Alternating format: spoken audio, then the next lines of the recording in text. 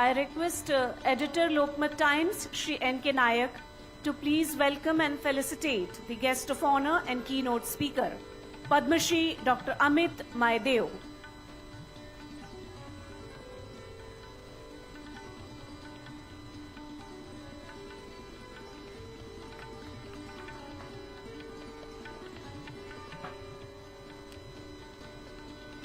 I request Senior Editor Lokmat Samachar Shri Vikas Mishra ji.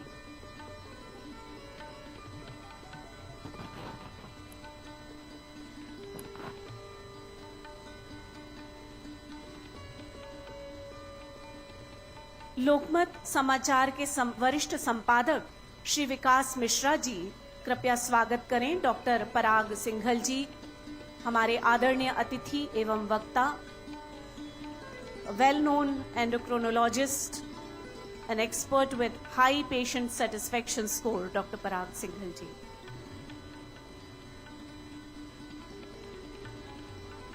I invite Srimant Mane ji, Editor Lokmat, and I request him to welcome and felicitate Honorable Guest and Speaker Dr. Samin Sharma ji. आदरणीय doctor समिन Sharma ji का स्वागत श्रीमंत माने जी कर रहे हैं।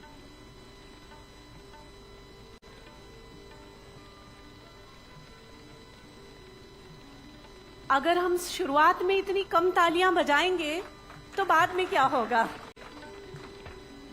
और देखिए, आप में से ज्यादातर लोग तो हेल्थ केयर फैसिलिटीज और उससे जुड़े हुए हैं, तो आप तो बहुत सारी चीजों से वाकिफ हैं कि अगर हम बहुत देर बैठे और कोई और एक्सरसाइज नहीं कर पाए तो तालियां बजाना एक अच्छा एक्सरसाइज होता है। So keep on doing it while you are sitting here. बहुत बहुत धन्यवाद। और अब समय है शब्द सुमनों से आप सभी का स्वागत करने का, और इसके लिए मैं उन्हें आमंत्रित कर रही हूं जो न केवल नागपुर, विदर्भ, महाराष्ट्र बल्कि हमारे देश का गौरव हैं, जिनकी सेवा भावना के लिए उन्हें पद्मश्री से सम्मानित किया गया है और जो हमारे ज्यूरी बोर्ड के चेयरमैन हैं। I request Padmashri doctor Chandrashekhar Meshram ji to please deliver welcome address.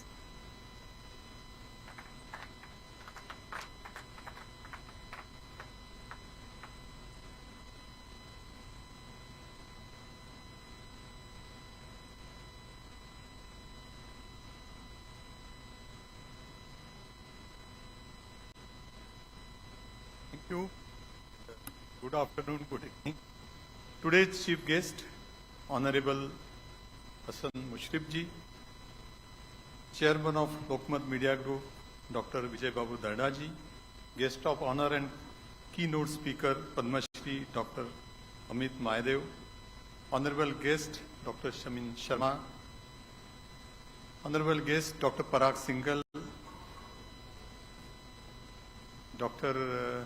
Padma Shri Dr. Vikas Mahatme, my friend and Secretary of the Jury Board, Dr. Raju Khandelwal, Shri Vikas Mishra ji, Shri N.K. Nayak ji, Srimant Mane ji, Ravindra Bajni ji, distinguished members of the Jury Board, awardees, future Padma awardees, ladies and gentlemen, on behalf of the Jury Board of Lokmat Media Group, I welcome you all for this 4th edition of Lokmat Times Professional Excellence Award Ceremony. Today we have Honorable Hasan Mushrif ji, Minister of Medical Education, Government of Maharashtra, as the chief guest. Warm welcome to you, sir. We have Padma Shri Dr. Amit Mahadev, Chairman, Institute of Gastrosciences, Sir H.N. Reliance Foundation Hospital, Mumbai. Grand welcome to you, sir. We have Dr. Shamin Sharma, cardiologist from USA, but his one leg is in Jaipur because he is originally from Jaipur, and who was an international category awardee last year. We missed you, sir, last year, but we are thankful to you that you could make this time. So hearty welcome to you, sir. Dr. Parag Singhal is endocrinologist in UK and does a lot of work for medical professionals in India. Sweet welcome to you, sir.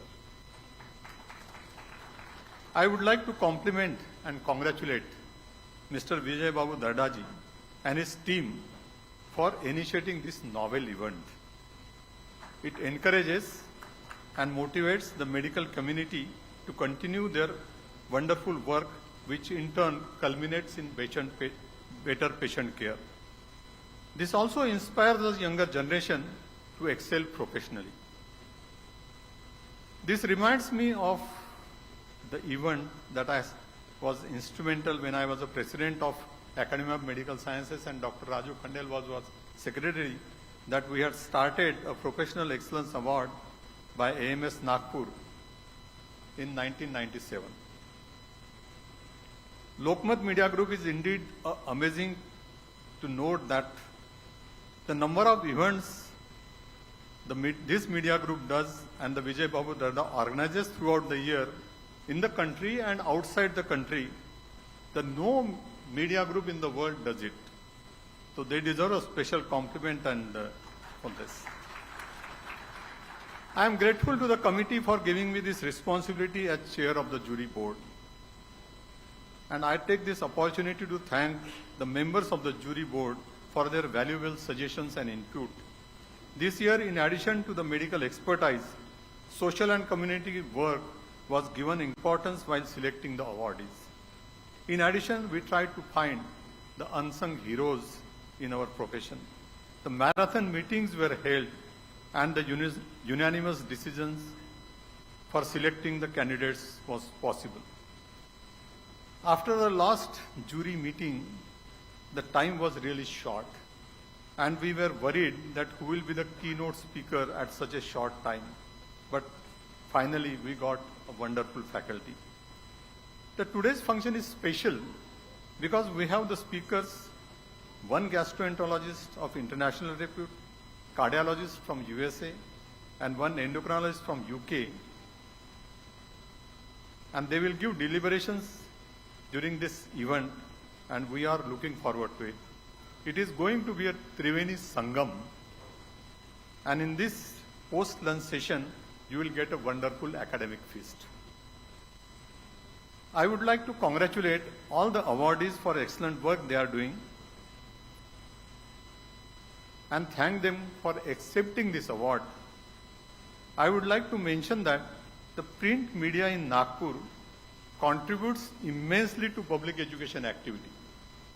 At the World Federation of Neurology, of which I am a trustee, in the meetings it is mentioned that the public education campaign in the Nagpur is best in the world. And the paper cuttings from the Nagpur newspapers are put on the website of World Federation of Neurology.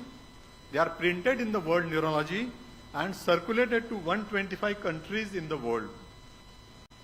So this is not once, but this is happening continuously for last 10 to 12 years. So I would like to thank them for this social commitment. I congratulate Government of Maharashtra for thinking about poor people and taking care of their health and taking care in general. I would like to request Honorable Minister to increase the health budget and improve the facilities at government hospitals and rural hospitals. Unfortunately, the health is the last priority for government. Healthcare should be affordable to the common man. Honorable Minister, sir, there are many life-saving medicines, the cost of which should be reduced. It has been done in the past, but still some more efforts needs to be done. So it can be done by waiving off the GST and reducing the custom duty. At the same time, the low-cost medicines which are essential The pharma companies sometimes they stop the production because the profit margin is less. The drugs like phenobarbital, warfarin, vitamin C are some of the examples, and something needs to be done for that. The list of diseases for which employees get reimbursement is very old, inaccurate, and full of loopholes. It needs to be updated. There are certain things like onset of psychiatric disorders in that list, which is very non-specific. But there is no mention about chronic illnesses like depression, schizophrenia, meningitis, encephalitis, Parkinson's disease, dementia, diabetes, TB, malaria, rheumatoid arthritis, multiple sclerosis, myasthenia, neuropathy, GBS. So these, I think we need to include that. Sir, if you can provide free health insurance of rupees 5 lakhs to all the poor people in the state, it will be a great service to humanity and positive step in right direction. Working conditions for residents should be improved. First year residents are on 24 hours duty. Now this is totally unphysiological. For residents' duties, we should follow the pattern of national institutes like PGI Chandigarh and All India Institute New Delhi. There are enough medical colleges in our state, but the problem is of good faculty. And therefore, something needs to be done for faculty development and with the use of modern technology. We can have affiliation with the national institutes of importance in the state, as well as the foreign institutes, and with the advanced technology, the classes can be held. Now, safety of doctor is a big problem. Less said is better. For prevention and early treatment of the public, awareness about health problems is extremely important. We at World Federation of Neurology carry the campaign of brain health for last few years all over the world. World Health Organization has initiated IGAP from 2022 to 2031. IGAP means International Global Action Plan for Epilepsy and Other Neurological Diseases. Now, the World Federation of Neurology is a partner in this. This program should be carried out by the Ministry of Health. Please look into this seriously, as nothing has been done so far in our country. The toolkits for this activity is ready. It is for public education of the people to improve their brain health. Epilepsy is a treatable disease of the brain, but it is a social stigma with a lot of myths in the society, and special attention needs to be given to this. Recently on 30th January, World Neglected Tropical Diseases Day was observed. WHO has identified list of 20 diseases. Many of these are endemic in our country. For example, rabies. 1/3 of the deaths because of rabies in the world are from India.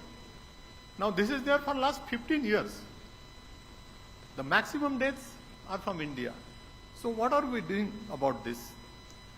We request you to take up these issues with Honorable Health Minister, Chief Minister and other concerned people. Whenever required, please take the help of medical professionals, even in those who are in private setup, and they will be more than happy to do so. I once again welcome you all, and I thank you so much for being with us today. Thank you very much.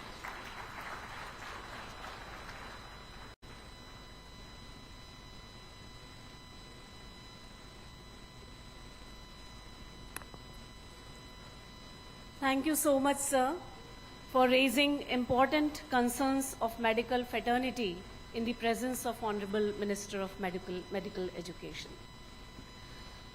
लोग कहते हैं कि दिल का रास्ता पेट से होकर जाता है. दिल की बातें तो बहुत लोग करते हैं, but it is important to take care of your gut health. And the person who is doing this since 3 decades, the doctor who was the first to introduce 3D space endoscopy, an expert who is very well known who is much awarded. He has been a visiting faculty for more than 200 endoscopy workshops all over the world, was recognized by Government of India for his outstanding contribution to the field of medicine and gastroenterology, an award winner in the first World Cup of endoscopy held in Chicago, and an avid teacher. We are indeed honored to have Padma Shri Dr. Amit Maedev ji, Chairman, Institute of Gastrosciences, Sir H.N. Reliance Foundation Hospital, Mumbai, as the keynote speaker with us. I now invite him to deliver his address on evolution of medical practice from art to science, gut health, and lifestyle modifications for fatty liver disease. And Sir has very kindly been agreed to reply to some queries from doctors and audience as well. Please put your hands together for the keynote speaker, Padma Shri Dr. Amit Maedev ji.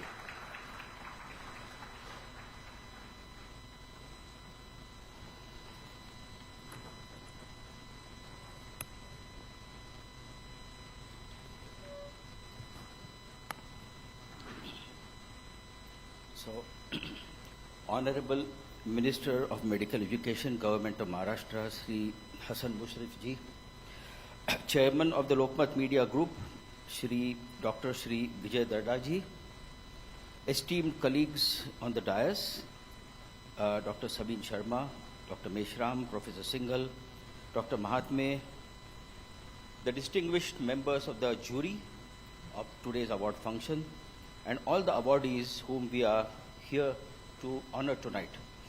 It's a tremendous privilege for me to deliver this keynote speech in the 4th edition of the Lokmat Excellence in Healthcare Awards, and honoring those who have been pushing the boundaries of medicine over the last few decades. But as we recognize their contribution in medicine, we have to reflect upon a very essential truth as far as our specialty goes, and that is healthcare. That is, we should not be only curing diseases, but we should be preventing them. In fact, if you ask me, the future of medicine is going to shift from reactive medicine to creating an atmosphere of proactive wellness. And there is no classic example of this than the digestive tract or the gut. After I finished my inter-science many years back, I had actually got admission to IIT, and I was supposed to become a mechatronic or an aerospace engineer because I was very much interested in studying machines. But I decided to pursue medicine. The main reason was what galvanized me was my passion to study the most complex and the most intricate and miraculous machines ever known to mankind, and that is the human body. Many of you may not know, but the human body consists of almost 80 organs. There are 12 organ systems. And of course, there are 30 trillion cells in our body. But early in the focus of my medical career, my focus shifted to the gut or the digestive tract, which was not just another organ system, but over the years I realized was the true foundation of overall health.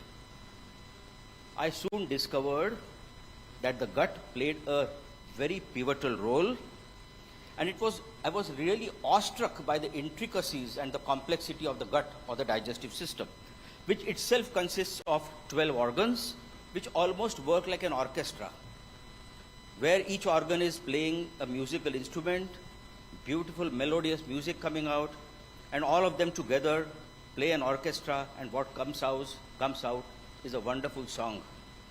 If one of these organs goes wrong, we have trouble. Well, not only are there 12 organs, but the gut contains 38 trillion microorganisms, which are more than the total number of cells in the human body. That means each one of us are containing 38 trillion microbes in our gut. Actually, it's a different world altogether of 7,000 different species, and the inner surface of the gut, miraculously, if you open it up, has got a surface area which is almost as big as a football field. Now, this is what the human digestive tract is. In addition to that, we have an internal nervous system of the gut, an endocrine system of the gut, and all this put together, that is the reason the gut is called as the second brain of the body. Well, today we live in an era where diseases which were once considered inevitable can now be prevented by lifestyle modifications and early diagnosis. It's what we need to know. We need not be fatalistic. We need not feel that just because there is a tendency, there is a hereditary genetic chances that you will develop heart disease, you are also going to develop a heart disease or a heart attack. If you change your lifestyle, change your eating habits, you can completely reverse that pattern. Each and every cell of our body independently functions separately, and when groups of like-minded cells come together, it forms an organ. So there are various groups coming together, and all of them are working together to make our body function in unison. Now, what we thought once was bad genes is not true, because latest research has shown that we can change the function of each and every cell only by changing the external influences or the environment in which that cell is functioning. So therefore, this research has shown that we can actually modify disease patterns. Some of you may not know that we can actually reverse problems like obesity, we can reverse problems like heart disease, we can reverse problems like fatty liver disease only by changing our eating style and lifestyle modification. Fatty liver disease, which can progress and go ahead to form liver fibrosis and then cirrhosis of liver.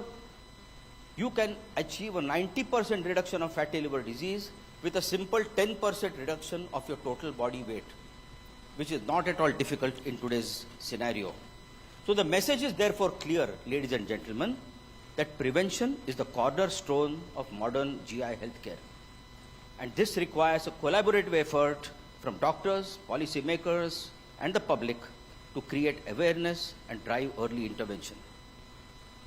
Well, the practice of medicine has also evolved since the last 40-50 years. It has come a long way. When I was a resident doctor, and even my teachers, that time the way of practicing medicine was by intuition and by clinical medicine. Just by touching, by talking to the patient, the doctors used to come to a diagnosis. It was experience-based practice. But today, this experience-based practice is supported by evidence, data, precision, and technology.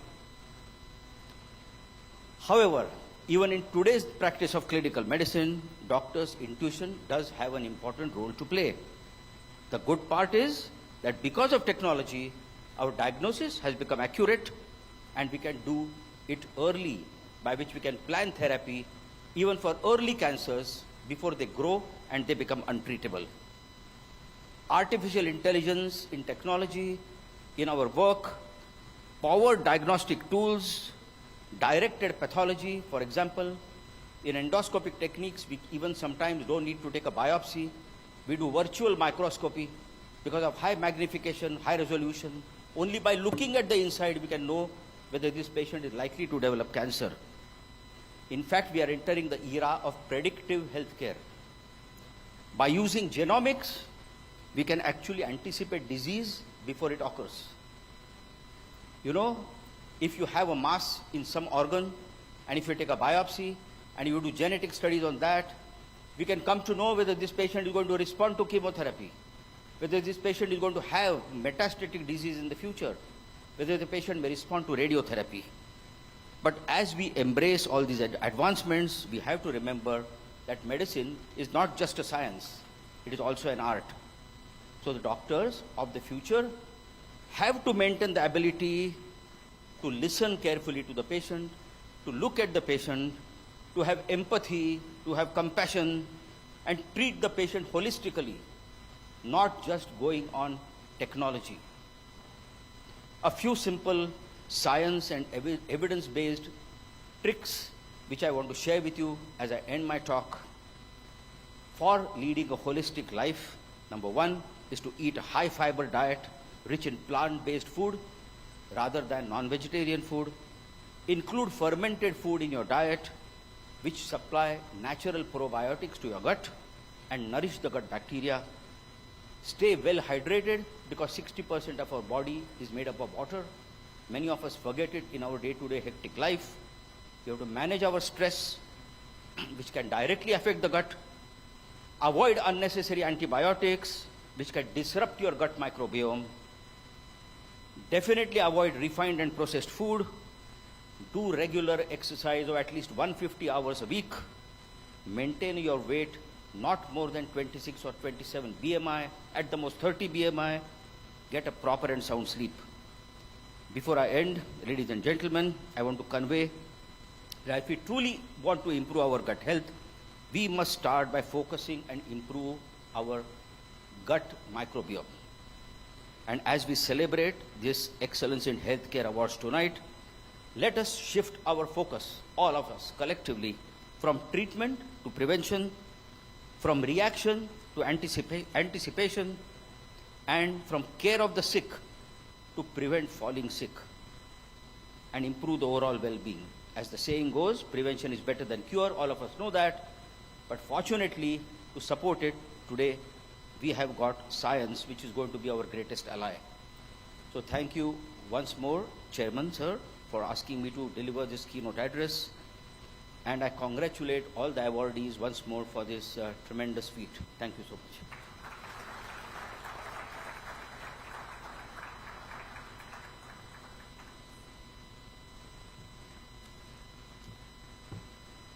If there are any queries, you are welcome to ask.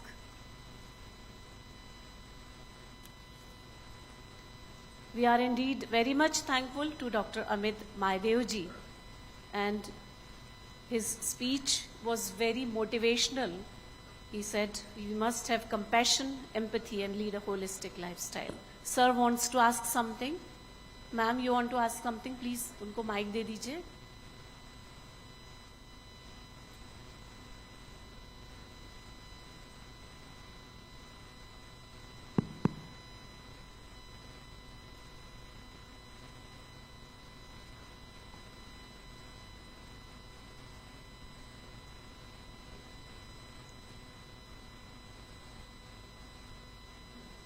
Switch on करिए. Hello. Good evening, sir. Myself, Dr. Bhavna. I am a gynae-oncologist, a gynae-oncosurgeon. I am from Amravati. So, I want to ask a very particular question regarding a very particular disease, because this has been unanswered by so many gastroenterologists I've been asking. So, that's why I came forward to ask you the same. So, actually, I have many of patients. So, there are a variety of patients like since I'm an oncosurgeon, I have CA ovary and endometrium patients, as well as I have some patients who are pregnant and some young adults. They all are suffering from irritable bowel disease. Okay, we do send them to the respective specialty.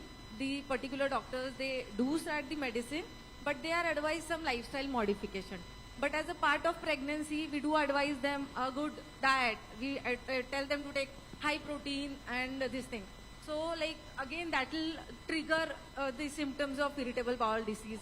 Again, in oncology also, malignancy also, we tell them to take कि अच्छा खाना खाओ, थोड़ा protein ज़्यादा खाओ, ताकत आएगा ऐसे. But again, if they take high protein diet, again it is like the same. The symptoms are triggered. So they come back, ma'am, ऐसा तकलीफ हो रही है. So when we send them back to the gastroenterologist, it's like कि आपको उनको lifestyle modification ही समझाना है, high fiber diet, frequent meals. And sometimes they start this mesna and all. But then, is there anything else we can do? Because they are like, categorize the carbohydrates, the easy carbohydrates you would ask them to take, the complex you don't take, but general public doesn't understand that. So, whether there's anything easier way to tell to these patients, because it is a big spectrum of patients, which we are really difficult with managing. It's a very good question, because irritable bowel syndrome is not a particular specific disease. It is a symptom complex, and that is the reason why no gastroenterologist can answer your question. The reason is that it cannot be treated in a particular way. Each patient has to be treated on its own merit, depending upon the type of symptoms they have. Some patients may have gas bloat as the irritable symptom. Some patients may have just increased number of motions. Some patients may have got abdominal pain, which is happening intermittently. Some may have just burping. Some may have just mild constipation. So therefore, in addition to the diet, because each diet is going to be different, not just give this diet and that diet. You have to give some supportive, simple medications, not antibiotics. And with this, we can rectify the symptoms and bring the IBS under control. For these medications, we are supposed to refer the patient to the gastroenterologist. Yes, definitely. They'll decide, and it will be a tailor-made, customized treatment. Definitely. Okay, fine. Thank you, sir. I congratulate Dr. Mahadev for his keynote address. And normally we don't ask questions in the keynote address, but then since in this event we are asked to ask the question to the presenter. I was just interested in knowing from you that when you spoke on art and the science of medical practice, is our medical education, medical schools are lacking in our curriculum to teach the art of medicine while we are pursuing the science of medicine. When we talk of undergraduate medical education, so do we have a program, or do we need to have a program which can tell our students and the futuristic doctors to learn certain things which can prop up their art of practice of medicine? Well, I don't think you need to have a separate program for that. But the teachers who are going to teach all the students in the future, as the students enter into clinical medicine, as they start taking ward rounds, as they start seeing the patients, the beginning of diagnosis should not directly relate to testing and technology. Beginning of diagnosis is to look at the patient, observe the patient, talk to the patient, then touch the patient, and all the clinical teaching what we had in the past. That is very, very important. And that feeling, with that intuition which the doctor is going to develop, that is going to decide what test he has to do or what technology he is going to use. So this is what has to be incorporated. Nowadays what happens is, that is not taught. All the students, they directly just write a battery of tests without even properly examining the patient, without even taking a proper history. So they are all depending on the test. So sometimes I tell the patient, you're not supposed to treat the reports. You have to treat the patient holistically. They just come with an abnormal report, but the patient is normal. There are no symptoms whatsoever. So this is clinical medicine. So we have to incorporate and lay a stress on clinical medicine in our day-to-day teaching in medical colleges. That's the only thing which you have to do. Thank you so much, sir. Having a holistic approach is very much important, as emphasized by sir. Thank you so much.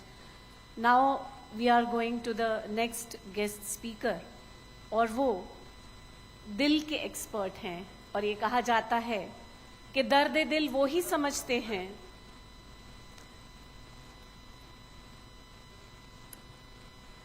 I shall like to say that your speech was very much inspiring. And I have a question that Vidarbhites like spicy food. We have Sauji chicken and Sauji masala or everything. So how these chilies and spices affect the gut? That is my question, because everywhere in the villages also, everything will be more spicy, hot. So what is the effect on the gut? You will be surprised to know that chilies and spices do not have any negative effects on the gut. No. It is great news for all the Sauji lovers here. In fact, there has been research conducted in Thailand which has shown that chilies contain certain ingredients which can kill H. pylori bacteria. So it will prevent ulcer formation. But if your gut lining is already damaged, then on top of that, if you eat chili, then you are going to have burning in the tummy or pain. So if your gut lining is intact, chilies themselves will not cause any harm.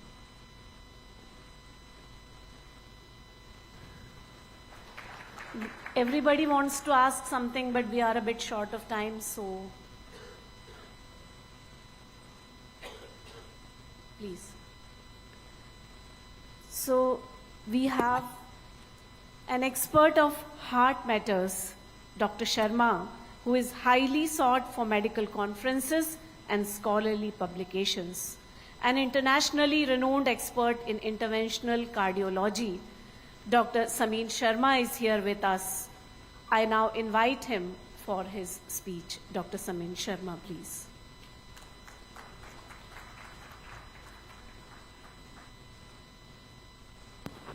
Greetings to all. Welcome our Health Minister and the dignitaries on the dais. Ask me about the heart, and it will be kind of repetition which everyone knows. Who developed the heart disease? We all know what the factors are. But I think it's always good to reiterate once again. Maybe sometime we take the pledge, put some, one part of the neuron in the brain gets active, and we change our habits. So as we know, the heart disease continue to increase, both India as well as in the USA. But there is a big difference. The big difference is the death from heart disease is significantly declining in developed countries, India, Europe and others. But in India, the death from heart disease continue to increase.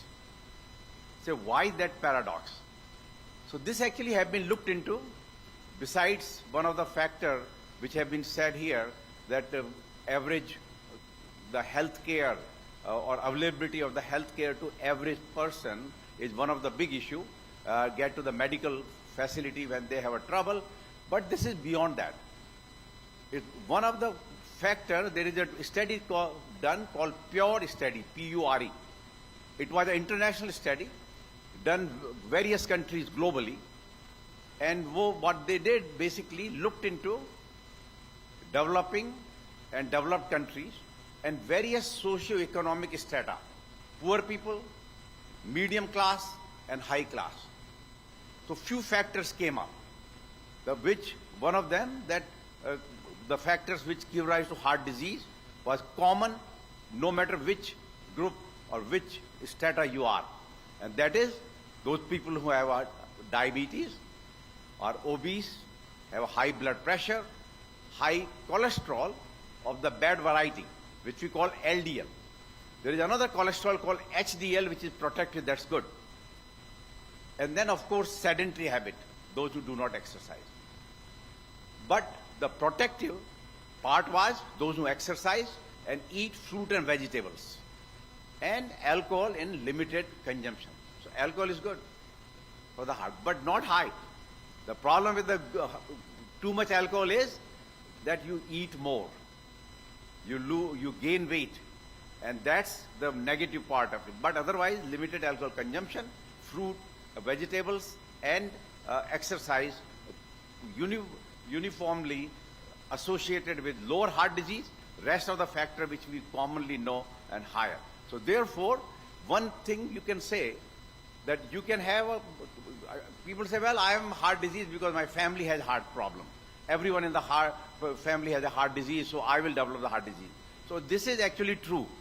What I have put it in the sense, knowing these are the factors, everyone knows globally these are the factors which give rise to heart disease. Yes, we may be born. You can think about that your pistol is loaded because of your genetic makeup. But the trigger is these environmental factors. So what does that mean? That you can avoid these heart disease occurrence by taking care of yourself and taking care of these environmental factors. And environmental factor basically is taking care of yourself in terms of dedicate some time. We are very busy, and of course the profession requires people working 20 hours, not sleeping well. That always is a part of it. But you have to devote some time to yourself. Regular medical checkup, detect the disease early. And one of the things which I say for the heart, lot of tests are available at present. The most important, in my opinion, which gives you the best outcome is doing a CT scan.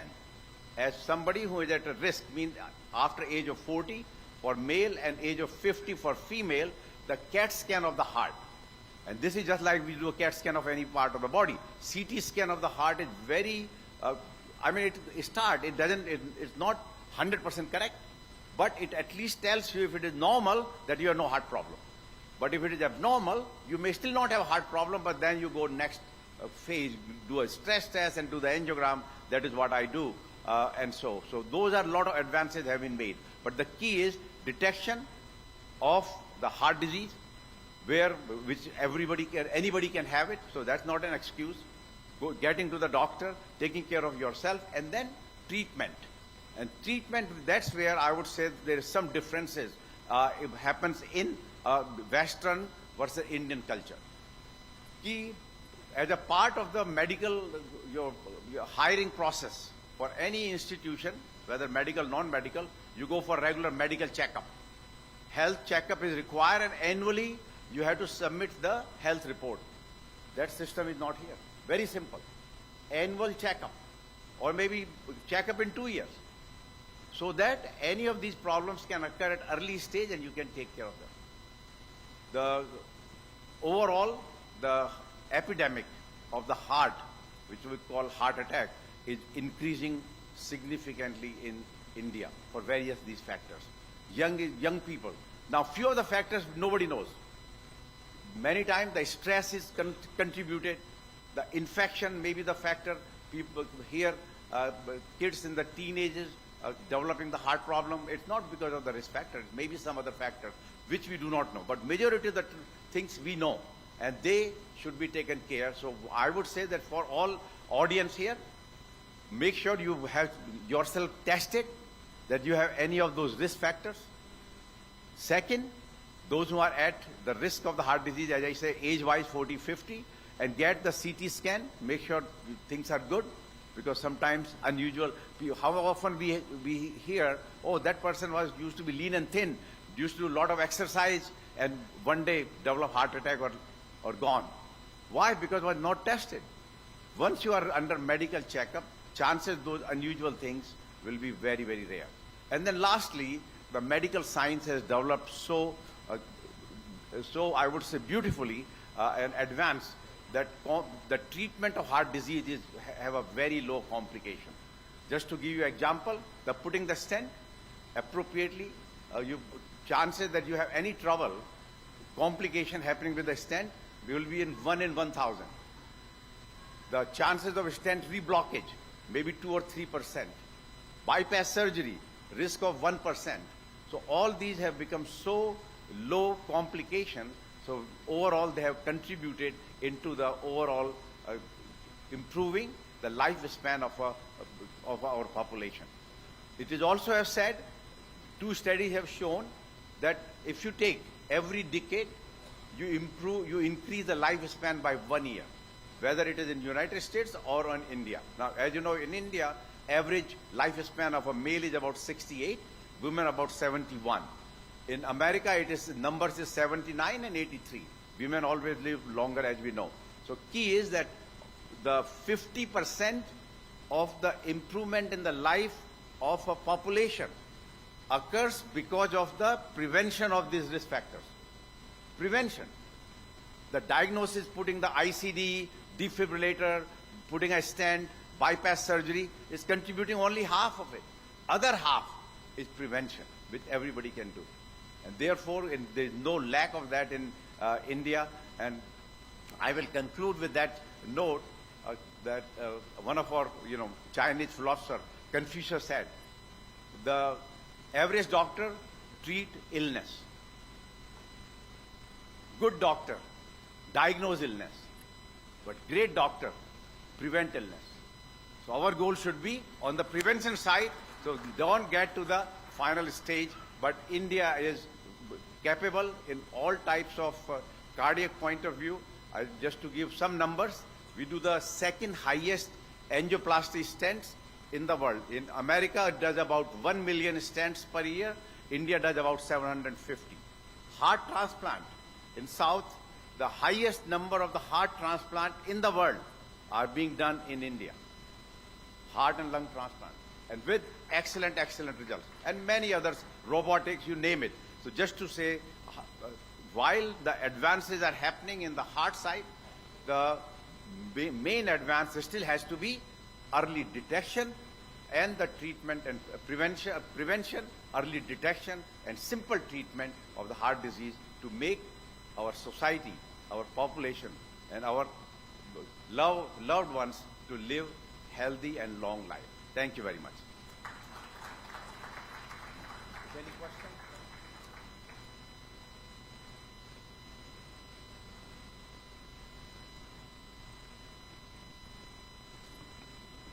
Any queries, please?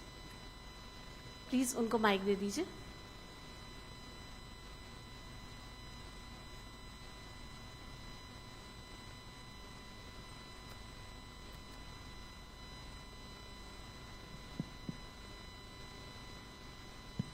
I come from a very small village called Devagram. It's about 50 miles south of Nagpur. And I teach medicine in a medical school and practice medicine in a hospital. It is the only hospital in the country which was started by Mahatma Gandhi way back in 1938. My question is that I've been practicing medicine in this school for the last 40 years. And 40 years back in Sevagram, you used to see only one heart attack every fortnight. Today that number has grown 50 times, 54. So today we admit about 1,000 incident heart attacks every month. And who are these patients and who are they, what places are they coming from? They all come from small villages around Sevagram, and almost all of them lack the traditional risk factors for coronary artery disease. They are not obese, their BMIs are less than 21, their waist is thin, their blood pressures hasn't crossed the threshold of 130, their sugars fall short of 126, they have never smoked in their life, they are extremely hard workers, they walk every day 5 to 8 miles every day and lead an extremely hard life. And yet, these are the very young men and women, often in the 30s and 40s, who are developing heart attacks, and often these heart attacks turns out to be fatal. May I ask you that what is the reason as to why the rural Indians are now getting heart attacks even in their young age, when the traditional risk factors that we talk about on Western textbooks are not present in the rural India, and what should be done to preempt the rising incidence of coronary artery disease in the rural Indias when the traditional risk factors are simply not? That's a great question, and actually we had some data from the pure study I mentioned. So what was seen in the lower socio-economic group, the risk factors were low, but heart disease and heart attack was much higher. It was not the risk factors. Now, question they kind of attribute it is because the not getting the medical care, and that is why heart disease was higher, and of course, mortality from the heart disease was higher. So that is a separate issue. That clearly the people who don't have the medical get to the medical access, despite their having a lower risk factor, but their mortality is high. Now, question is, what is this epidemic in India, and particularly as you mentioned, in the rural areas, and maybe many of them in the lower socio-economic group, why we are seeing this kind of epidemic? And I can tell you, answer is we do not know. We do not know. At a personal level, we may know, but not as a community level or population level, we can say these are the factors this community does yes or no, and maybe cause. There are many other factors, and I still think the infection is one of the very big factor of the coronary artery disease in India. And I'll give you the example. I'm in USA since 1983. Not uncommon, people who did not have any heart problem, they come back from India after within 2 to 4 weeks they develop heart attack and heart problem. I think that there is something which we do not know. There have been some chlamydia, some other viral illnesses have been associated with atherosclerosis, that is a plaque buildup, but there is no direct relationship. So what I feel, the infection, and the second part, although may not be true for the village, is the pollution. The pollution, as we learned during COVID time, what happened? Heart attack disappeared. Actually, I was the first one in United States wrote in the New York Times, we have the article, because those April, May of 2020, when we used to have a 10, 12 heart attacks per month, we used to have one. Heart attack disappeared. Many factors contributed, and I think the pollution was one of them. So there are few other factors which are not quantifiable that may be responsible for increasing heart attack in that community which you mentioned. But there are other factors, LP(a), apolipoprotein, which we do not measure, CRP. There are many other factors. So besides just cholesterol, so cholesterol is good, no diabetes, blood pressure is good. So what are other factors? So many of them are coming up in these atypical instances are causing the trouble. But this is clearly a paradox. Lower risk factor, but higher heart disease and mortality in the lower socio-economic group.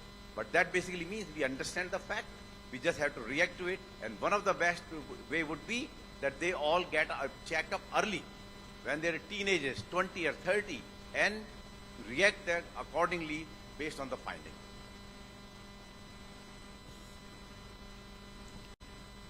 A good question and a very interesting answer to it. Any other?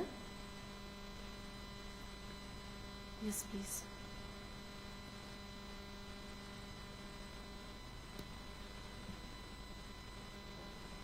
It's a wonderful deliberation, and we say genes are the loaded guns, what you rightly said. Genes are the loaded guns. It's the environment which pulls the trigger. And that's what we have to understand. Very importantly, you have emphasized on the annual checkup.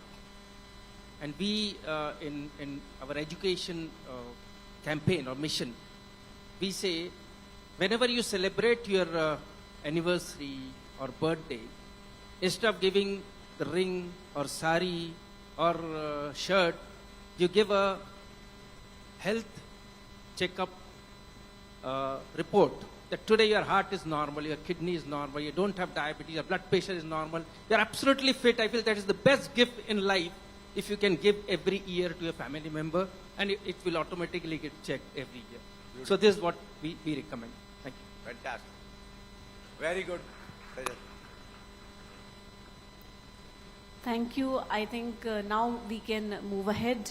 So before we move on to the next speeches, it is time for award distribution. I request the chief guest and the dignitaries on the dais to do the honors, please. Lokmat Times Excellence in Healthcare Awards, 4th edition. We begin with Lifetime Achievement Awards. And the first award goes to a highly respected pediatrician with extensive experience spanning over 5 decades, Dr. D.S. Raut. Pediatric healthcare and education in both fields, he is recognized and well known. Recognized teacher, an examiner for MBBS, DSH and MD Pediatrics, a pediatric consultant at Raut Children's Hospital, which he established in 1989. His ongoing research includes exploring the role of vitamin D and B12 in sickle cell anemia in children. He has had a distinguished academic career, serving as a reader and head of the pediatrics department at IGMC Nagpur, and a professor of SRTR Medical College, Ambejogai, NKP Sarve Institute of Medical Sciences, Nagpur. Dr. D.S. Raut, Lifetime Achievement Award for Excellence in Healthcare.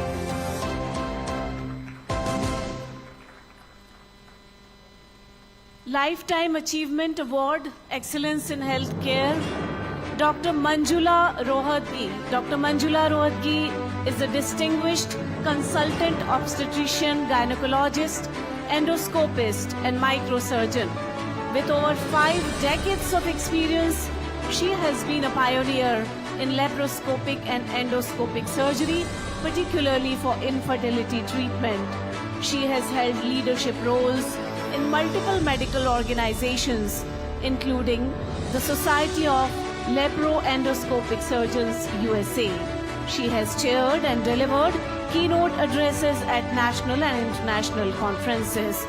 Dr. Manjula Rohatgi, Lifetime Achievement Award.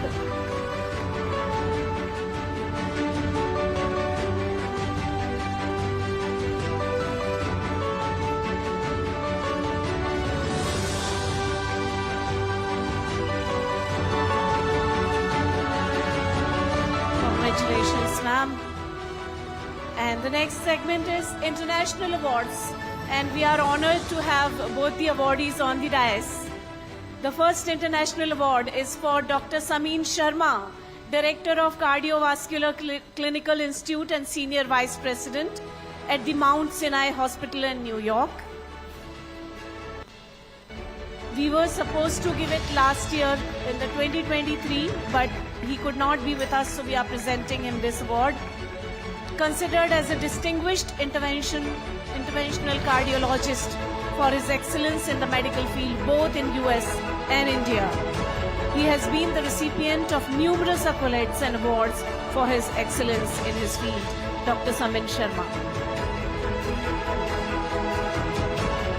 Dr. Parag Singhal, a distinguished endocrinologist at University Hospital Bristol and Western Foundation Trust, UK.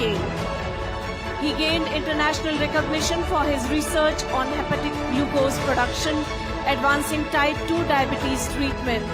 He holds influential positions on the Southwest BMA Council and Southwest Clinical Senate, listed among the top 50 doctors in UK and top 50 clinicians.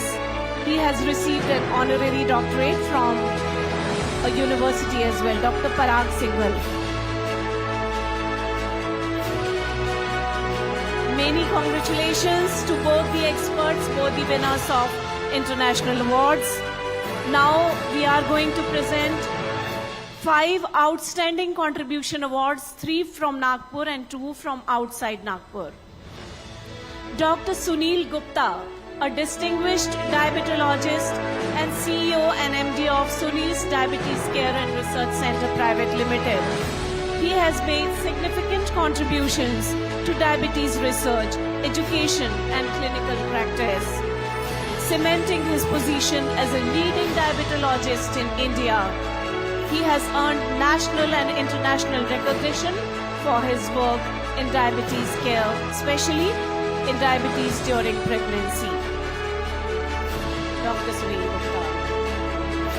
Outstanding Contribution Award goes to Dr. Dilip Gode, a renowned surgeon specializing in minimal access surgery, serves as visiting professor and principal director at DRGMC Amravati and chief chair professor for tribal health at Maharashtra University of Health Sciences, Nashik. His clinical expertise benefits underserved communities in rural Maharashtra, benefiting undeserved populations. A fellow of several prestigious organizations, he has made extensive contribution. Dr. Dilip Gode. Dr. Manorama Purvar, a pioneer in clinical research and obstetrics, a distinguished academic and clinician from Nagpur. She has contributed over 120 research papers. Among her numerous accolades are the Vikas Ratna Shiromani Award and Woman of the Year Award titled by American Biographical Institute. She served as principal investigator for landmark studies at Oxford University and WHO's calcium supplementation trial as well. Dr. Manorama Purvar. Dr. S.P. Kalantri, an esteemed alumnus of GMCH Nagpur 1973, a renowned physician, educator and researcher with over 40 years of experience in internal medicine, currently serves as Director Professor of Medicine at Mahatma Gandhi Institute of Medical Sciences, Sevagram, trained in epidemiology. He uses his experience to understand healthcare challenges in rural areas. Dr. T.C. Rathod, a distinguished medical professional and social leader from Yavatmal. He has contributed significantly to the Banjara community and has held the position of State President and National President of All India Banjara Seva Sangh. With over 30 years of experience, he has been an influential figure in both medical and social spheres of Yavatmal.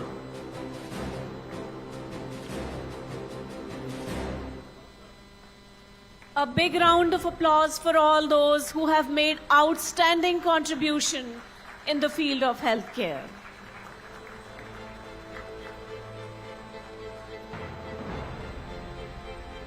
Now we are presenting category-wise award.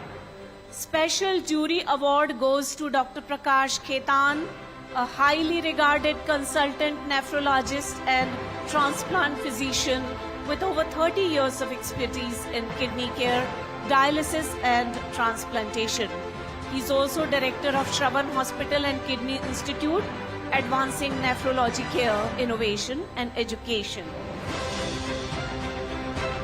Young Achiever Award goes to Dr. Alankar Ramteke, a highly experienced hip and knee joint replacement specialist in Nagpur with over 17 years of practice. He actively conducts awareness lectures and founded Orange City Arthritis Foundation, contributing to public health and joint replacement surgery.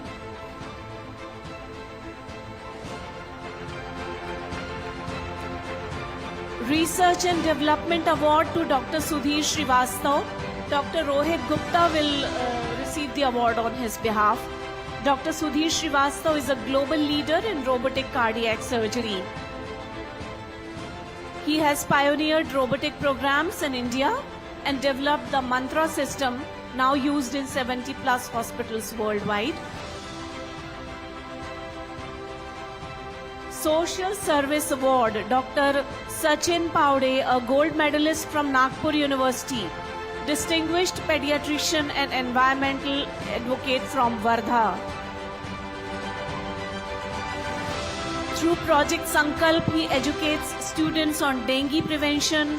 His efforts include planting 6,000 saplings and increasing groundwater levels by over 3 feet. He actively promotes healthcare and sustainability. Honored as Jal Nayak of Wardha, his initiatives continue to transform lives.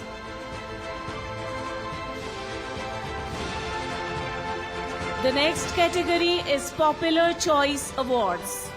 We are giving to different hospitals who are providing excellent healthcare. Starting with Max Healthcare Hospital. I invite Dr. Nilesh Agarwal, Associate Vice President and Unit Head.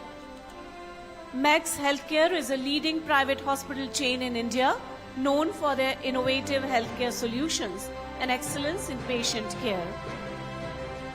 It has 9 years of experience and prestigious accreditations. It also supports health camps, a cancer support group.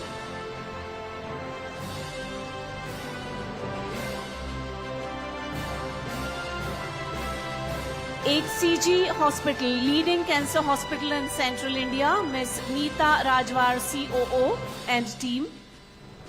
It operates 27 cancer centers across India and Africa, pioneering advanced treatments.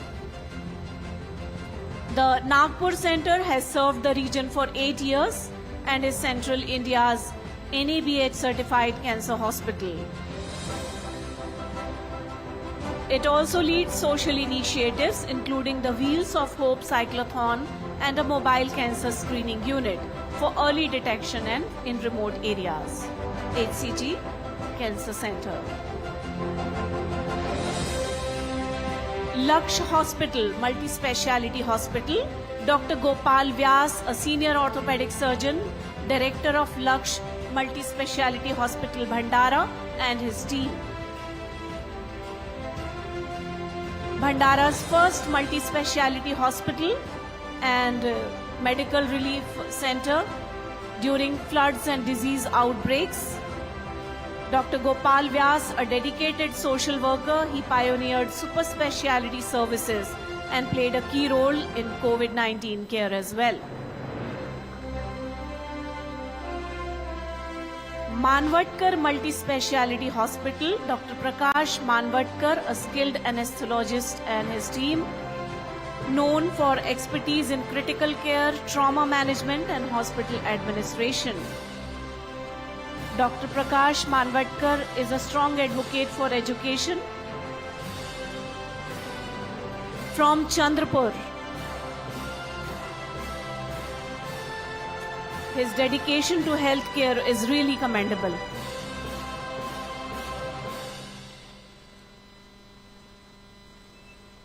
A big round of applause for all these hospitals, the dedicated team of their doctors and healthcare workers.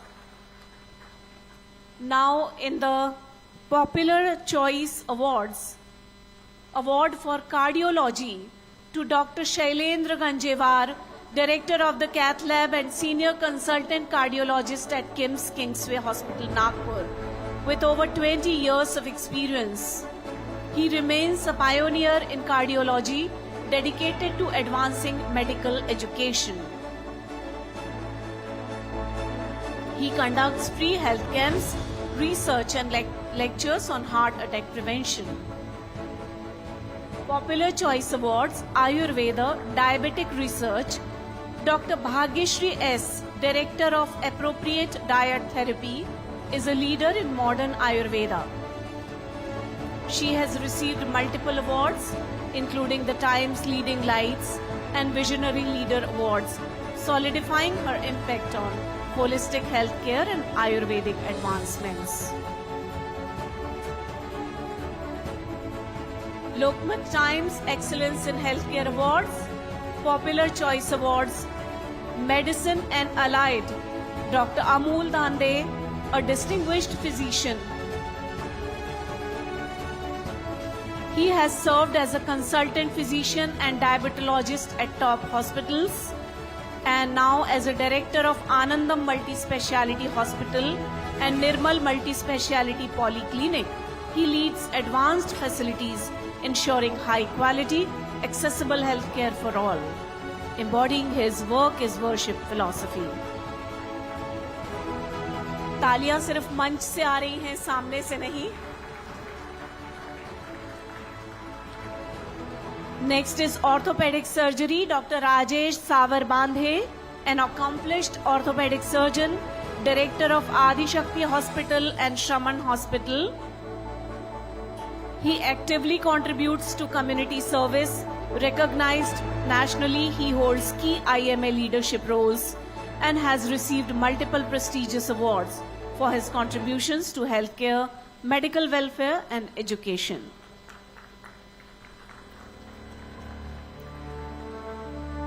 Orthopedic Young Achiever Award goes to Dr. Girish Motwani, Central India's first foot and ankle orthopedic surgeon.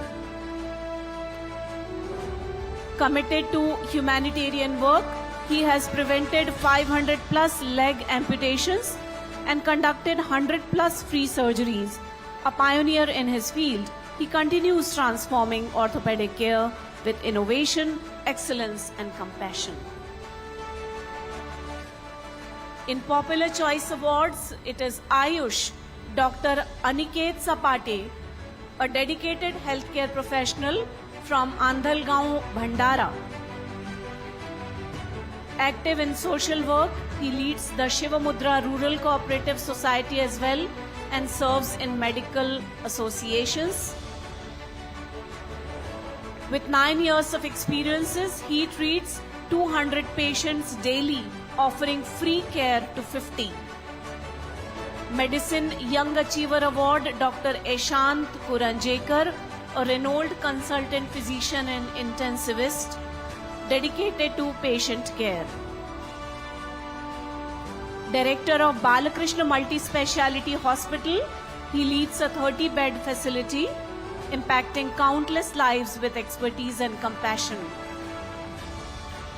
Family Physician General Surgeon category, Dr. Pandurang Sakharam Khekde, who faced immense hardships. Despite losing vision in one eye, he excelled academically and he earned his MBBS from Nagpur. And a true humanitarian, his 31-year practice stands as a beacon of hope for the underprivileged.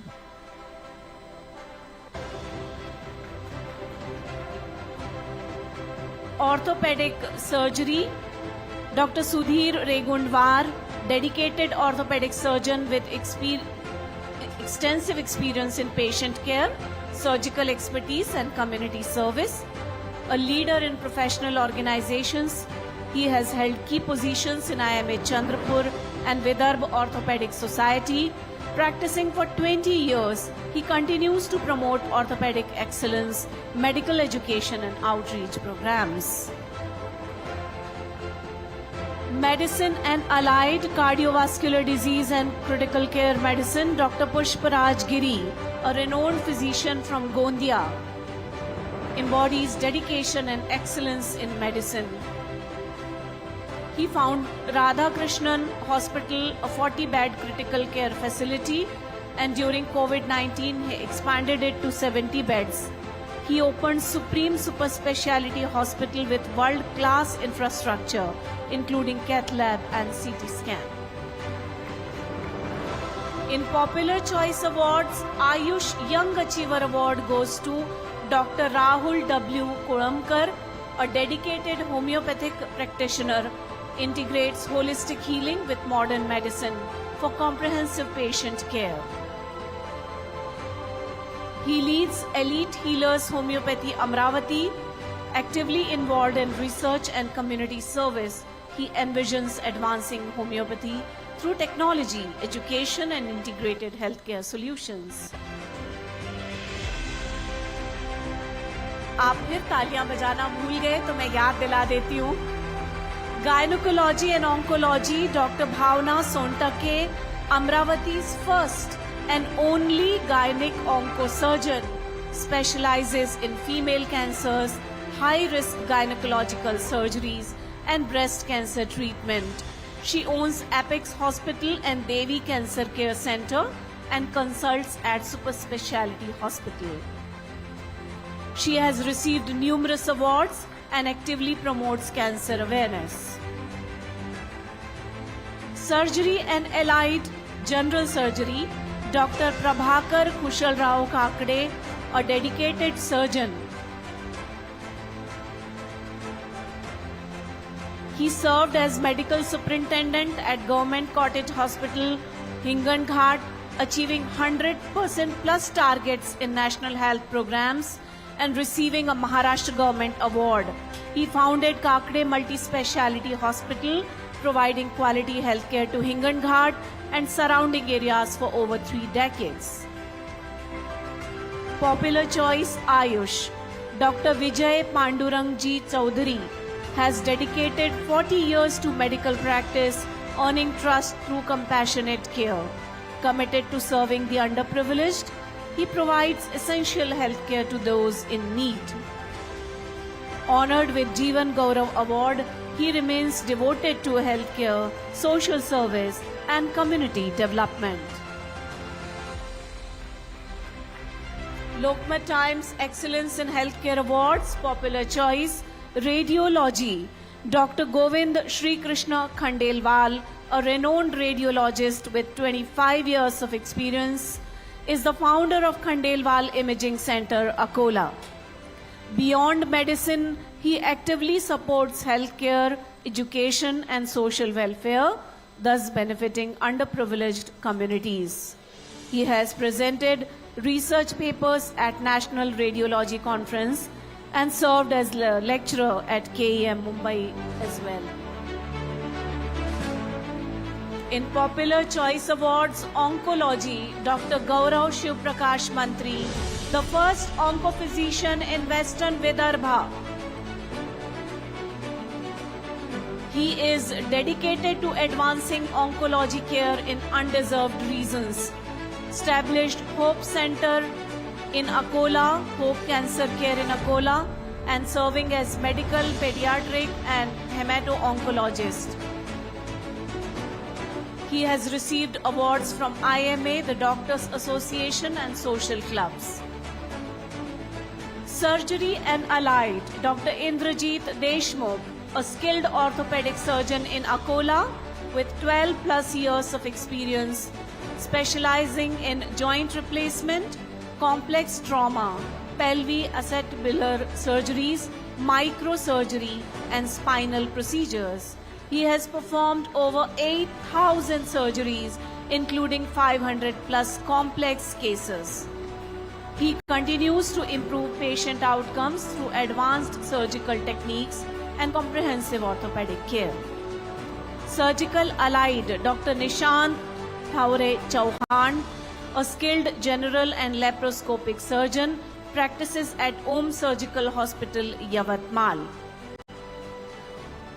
Specializing in minimally invasive and gastrointestinal surgeries, he has earned multiple fellowships. A fitness enthusiast, he has completed half marathon, half Ironman and cycling challenges. Dedicated to social cause, he provides water aid and promotes de-addiction awareness. Popular choice Ayush, Dr. Santosh Rajabhau Motarwar, a respected healthcare professional. Serving in Mahagaon district, Yavatmal since 1985. As a general practitioner at multi-speciality clinic, he specializes in general medicine, pediatrics, dermatology, ENT, neurology and emergency care.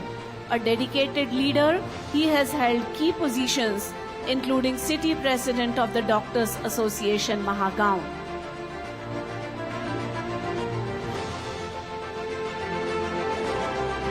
आप लोग अपने awards लेके चले मत जाइएगा, हमें बाद में आपके फोटोज लेने हैं, so please stay back. And of course, we have a very important keynote address coming up by Dr. Parag Singhal, who will also reply queries from us all. Medicine and Allied Dr. Sachin Pawar, an accomplished medical professional, CEO of Gajanan Multi-Speciality Hospital, Vashim. He has organized 200 plus free health camps and established Vashim's first 100-bedded COVID center.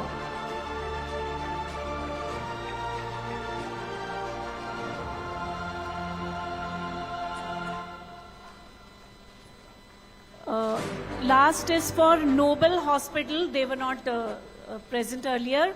Popular Choice Award, Lokmat Times Excellence in Healthcare Awards.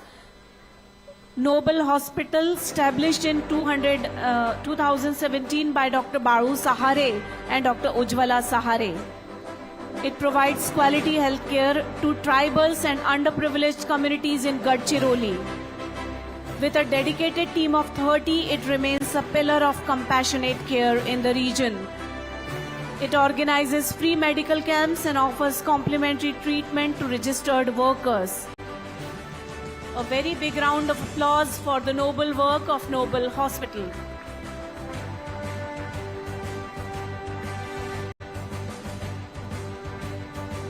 और आप अगर बीच में तालियां बजाना भूल गए थे तो अब एक बार सारे अवार्ड विनर्स के लिए फिर से तालियां बजा दीजिए.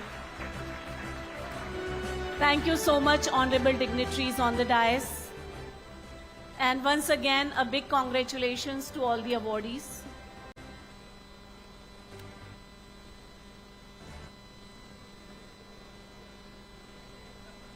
तो हमने आज अपने गेस्ट स्पीकर्स से गट हेल्थ और दिल की सेहत के बारे में जाना. एक और बहुत महत्वपूर्ण चीज है, वो है हार्मोन्स, क्योंकि हार्मोन्स का संतुलन जिंदगी को संतुलित रखता है. सभी लोग बैठ जाएंगे अपनी जगह पर. अभी हमारे प्रोग्राम में एक बहुत महत्वपूर्ण उद्बोधन, हमारे माननीय मुख्य अतिथि जी का उद्बोधन ये बाकी है जी. और आपके अवार्ड्स के साथ हमें आपकी इंडिविजुअल जो फोटोज और ग्रुप फोटो अवार्ड्स के साथ लेना है, इसलिए आप सभी लोग कृपया रुक जाएं. Kindly stay back because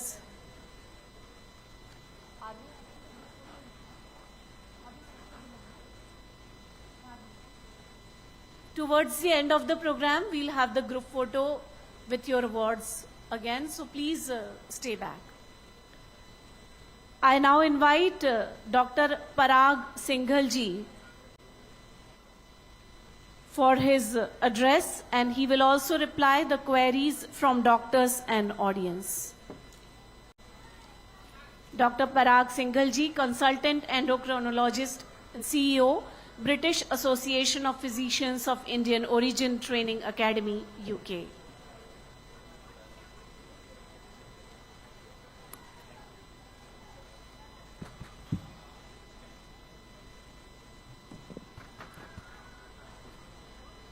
Greetings to all. Honorable Minister, Mr. Mashrif ji, Chairman of Lokmat Group, Shri Vijay ji, Padam Shri Dr. Meshram, Padam Shri Dr. Maidev, Dr. Raju Khandelwal, and Dr. Sharma, and Mr. Nayak ji. Dignitaries, friends, it is an absolute honor and privilege to be here, standing in front of you for the fourth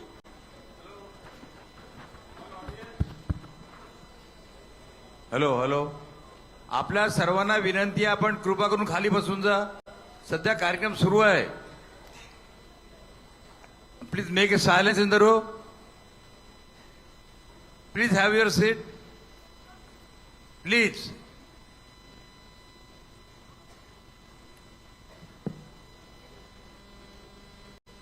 Right, okay. So it is a real pleasure to be here speaking or trying to speak few words about the work we have been done.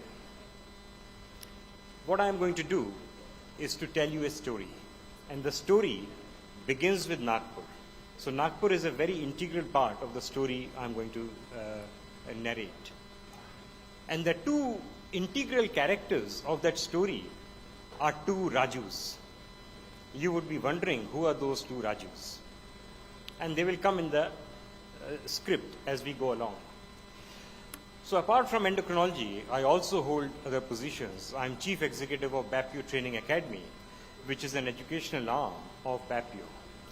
Now BAPIO is British Association of Physicians of Indian Origin and is the largest organization in the United Kingdom representing doctors of Indian origin. And one of the pillars of BAPIO is to promote professional excellence amongst doctors working in India as well as working in UK. Dr. Maidev talked about medicine being science and art. So the question is, how do we convert that science into that art Dr. Maidev talked about? Now this is where the story starts. We started thinking of some programs which could be innovative, niche, first of its kind in the history of Indo-UK relations. And what we created was Indo-UK 4-year composite training program. And the idea was that we will pick up doctors, MBBS doctors from India, across India, and those doctors who for some reason don't want to do PG in India, those who aspire to come to UK, those who have not managed to get into MD medicine or MD or any postgraduate qualification, because it's a very competitive field in India. And the idea was to train them in India for 2 years with full UK alignment, and then bring them over to United Kingdom for further 2 years of training. It was highly ambitious program, and it was leap of faith because we did not know that whether we are going to be successful or not. We got approval from General Medical Council, which means that these doctors, once they complete the 2 years training in India, don't have to take PLAB, and they will get GMC registration based on our recommendation. Eventually, it started. And I still remember when Mrs. Ruchi Ghanshyam was Indian High Commissioner in 2020, and we were talking to her, presenting this idea.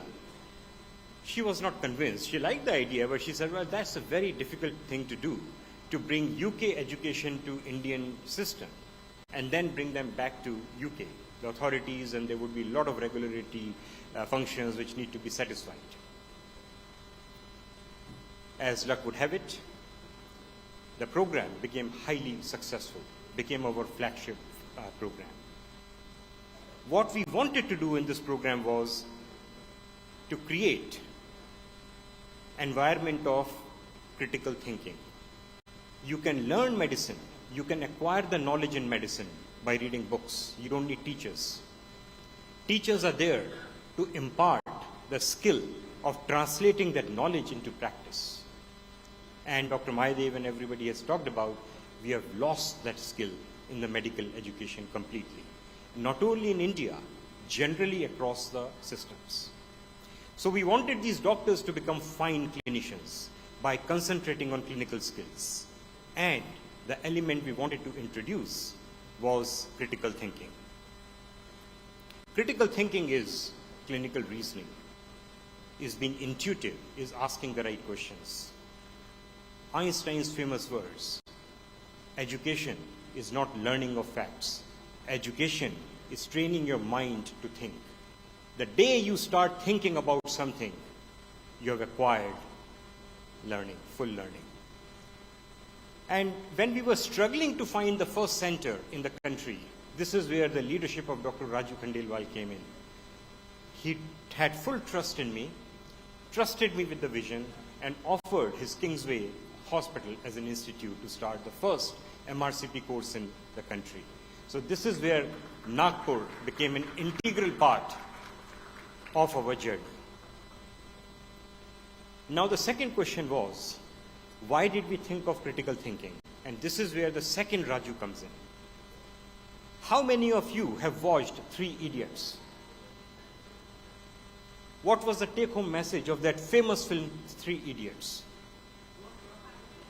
That don't just learn, try to enjoy and try to find a reason of what is, it's not about definition, it is about translating a knowledge into practice.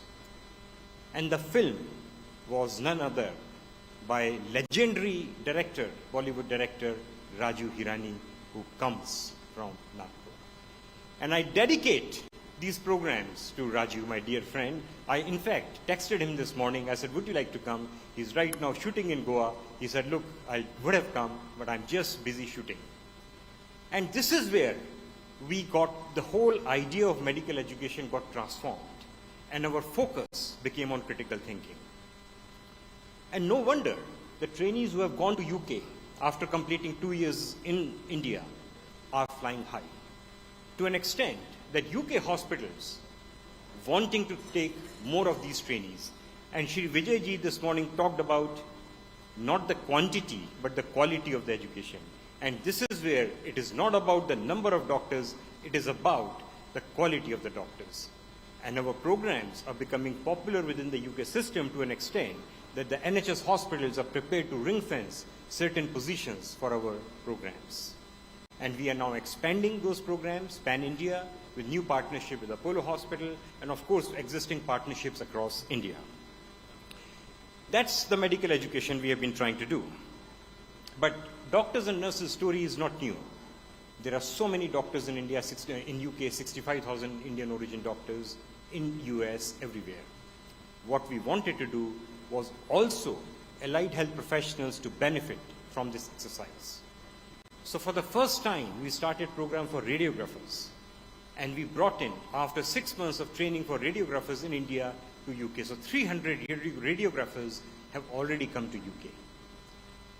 We didn't stop here. And once again, Nagpur is an integral part of the story. We started, first time in the history, training for echocardiographers in India for UK. 6 months intensive training, taking the exam and going to UK.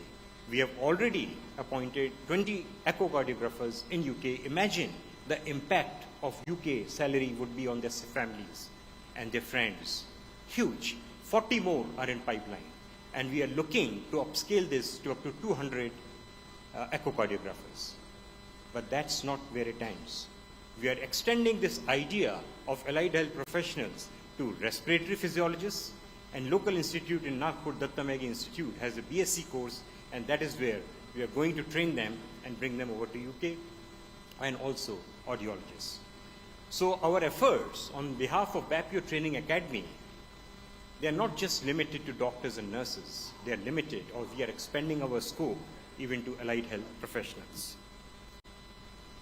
When we started expanding, we thought that let's create Indo-UK Healthcare Alliance to expand the scope and actually to have shared learning between the two countries. It's not about just taking medical professionals, nurses, or allied health professionals to UK, but also United Kingdom to give something back to India in the form of living bridge, which is us.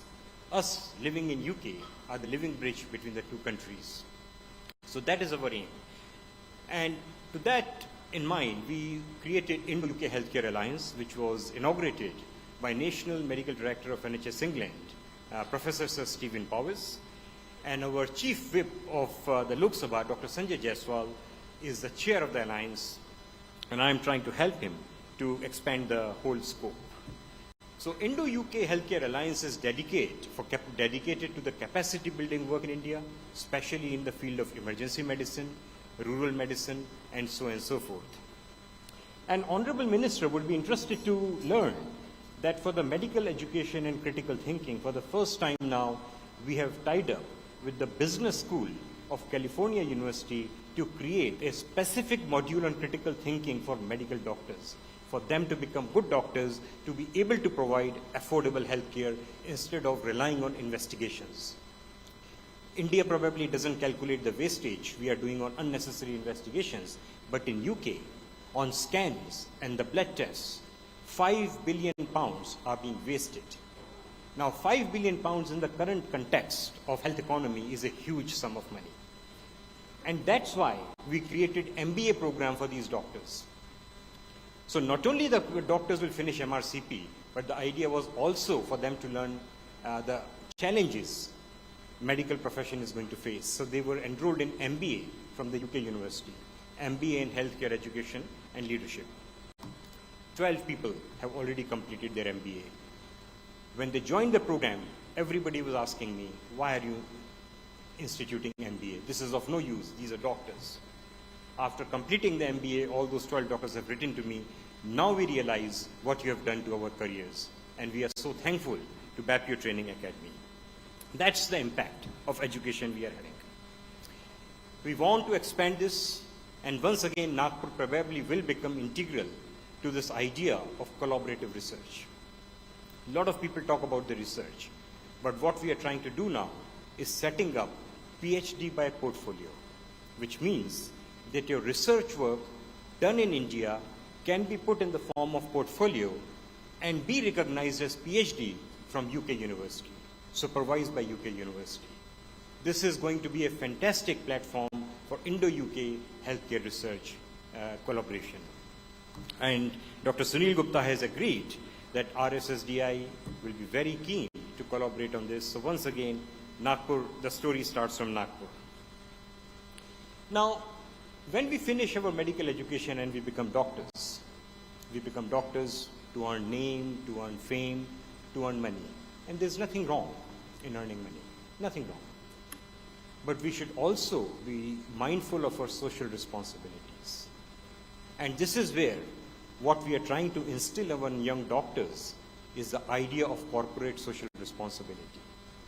And to that effect, just to give an example, what we did in the time of COVID, when India was suffering during second wave of COVID, all the hospitals were full, the hotels were converted into wards. While the two governments were talking about how UK can help India, BAPIO Training Academy took the initiative. We mobilized 450 clinicians to offer virtual ward rounds for these wards. And once again, Dr. Raju Khandelwal offered Kingsway Hospital as a first destination for this trial of project. And it became so impactful that NHS England, British government, BBC, Sky News, Channel 4, they all interviewed me for the program we were running. And they were so impressed because what did we use? We didn't use technology. We used technology like what we call jugaad in India. We used WhatsApp. Zero cost. While all those tech platforms were coming us and charging us £10,000. But WhatsApp, zero cost and so effective. And then NHS England and Department of Health in England followed our model for further Indo-UK collaboration to expand this work. Finally, we have talked about Make in India, Heal by India. Doctors going abroad, treating the patients is Heal by India, as Prime Minister Modi says. In the recent budget, Prime Minister Modi talked about Heal in India. And that is where we have changed our programs now, and the whole MRCP program is going to be happening in India without any UK component, making doctors who can work globally, who can work up to international standards, and our aim in discussions are creating joint Indo-UK facility between NHS, hospitals and some dedicated hospitals, maybe starting from Nagpur, to create a quality product in which the quality is monitored by UK hospitals, where UK patients can finally come to India to get treated, to realize the dream of Prime Minister Modi, healed in India. And that's our journey, and that's how Nagpur and the two Rajus are so integral to this part. So once again, thank you very much. Thank you very much for the warm welcome, and it's an absolute honor to be here. Thank you.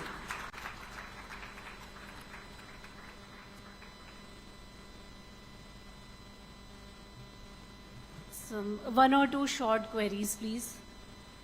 Yes, please. Good evening, Dr. Parag. You are a distinguished endocrinologist, a very well-known international endocrinologist. And my questions are regarding both type 1 diabetes as well as type 2 diabetes. Type 2 diabetes, we are sitting on a pandemic of type 2 diabetes. And as we know, the first treatment for diabetes, type 2 diabetes, is lifestyle modification in the form of diet. Second is exercise, and third is drugs. So, what do you foresee the future of type 2 diabetes? Because people don't follow the first two at all. They don't follow diet, they don't want to do exercise. So only drugs will be the option, or there would be something else? So, thank you. It's a great question, and I wish I had the answer, because what we are encountering is epidemic of Ozempic injections, weight loss injections. That's not good for any society. We have to come back to preventive aspect. We have to come back to the prevention. Yes, drugs will come, new drugs may come, but any drug will have some side effects. And more side effects are now emerging with these GLP-1 injections. And this is where I take a strong plea, and I urge all the governments to impose some sanctions on food. We have to literally control what is being available in the market in the form of sugar or so-called food products. If we don't do that, we'll come to a situation which will be completely out of control, and healthcare will become completely unaffordable. The second question is regarding type 1 diabetes. The type 1 diabetics are all have to take lifelong injections, insulin injections. That's the only treatment they have. So we have been learning a lot about inhaled insulin. What is the current status of inhaled insulin? Yeah. Can they get rid of these injections? So I think the future of type 1 diabetes is not inhaled insulin. Future of type 1 diabetes is the closed loop pump, which is now available, and most of our patients are now going towards closed loop pump, making their life so easy as if they don't have diabetes. That's the future. Technology is the future of type 1 diabetes. Sir, can you enlighten us on monogenic diabetes and gene therapy? So monogenic diabetes is a very specialized, and there are very only limited number of patients with monogenic diabetes. And monogenic diabetes generally can be managed by medication most of the time. But they may come a point where they start needing insulin, like any type 2 diabetes patient may require insulin. But they behave completely differently from type 1 diabetes and type 2 diabetes. Most of the times, they can simply be managed by oral hypoglycemic agents.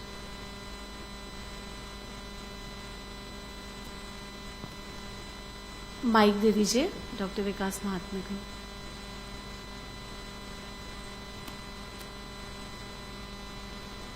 Can I ask?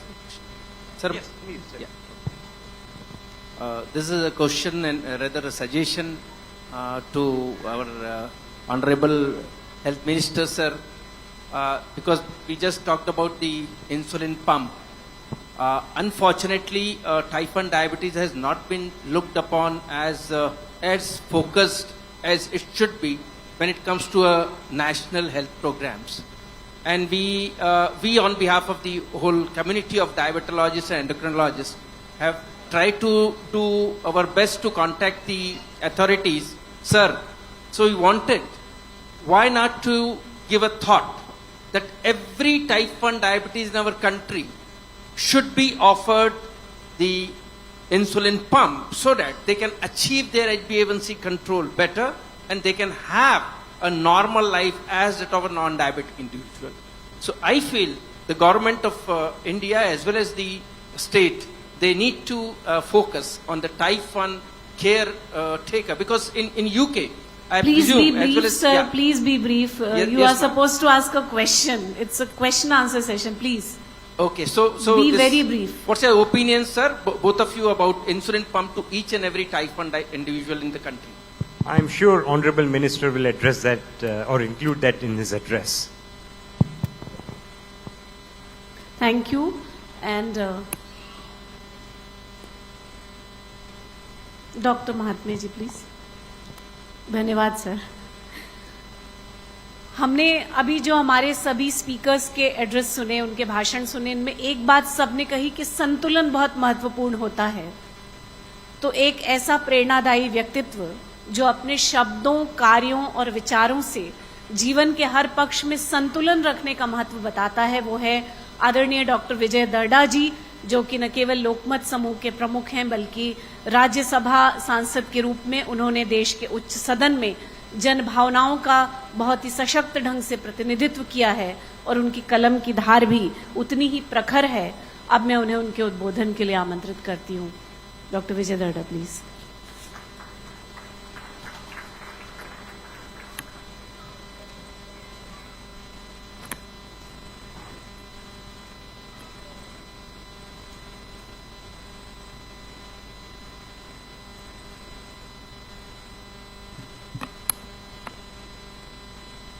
Lokmat times excellence in health care award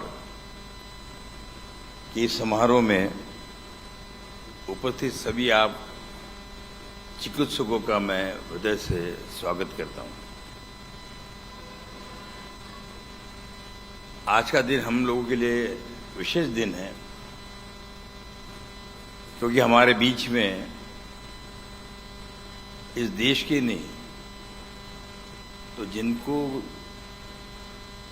जिन पर दुनिया को गर्व है, ऐसे महानुभाव आज इस stage के ऊपर है. और ये जो Lokmat times excellence in health care जो अवार्ड है, इसको अधिक बलशाली बनाने के लिए और स्वास्थ्य ये विषय जो है इसको जन जन तक पहुंचाने के लिए जो प्रयास किया जा रहा है लोकमत ग्रुप की ओर से, उसको आशीर्वाद देने के लिए आप सब लोग यहाँ पर पधारे हैं. सबसे पहले मैं मुशीफ साहब, आप जो कि महाराष्ट्र राज्य के करीब करीब 21 साल से मंत्री हैं, 7 बार आप चुनकर आए हैं. 1 बार चुन के आए, 2 बार चुन के आए, पर 7 बार कोई चुन के आया. और ये आपके कम्युनिटी का है, इनके कम्युनिटी के मुट्ठी पर वोट है वहां पर, हसन मुश्रिफ साहब के. यानी कितने बड़े जादूगर होंगे आप लोग समझ सकते हैं. आप खास विशेष विमान द्वारा कोल्हापुर से बेलगांव गए, क्योंकि कोल्हापुर का एयरपोर्ट वर्क नहीं कर रहा था उस समय में, इसलिए वो बेलगांव गए. बेलगांव से यहाँ पर आए.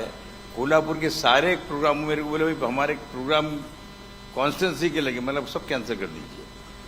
अगर आप इस बात में विश्वास करते हैं जिसके आप मंत्री है तो आइए हमारे सामने. उन्होंने सारे कैंसिल किए, वो आए, हम उनके हृदय से आभारी है.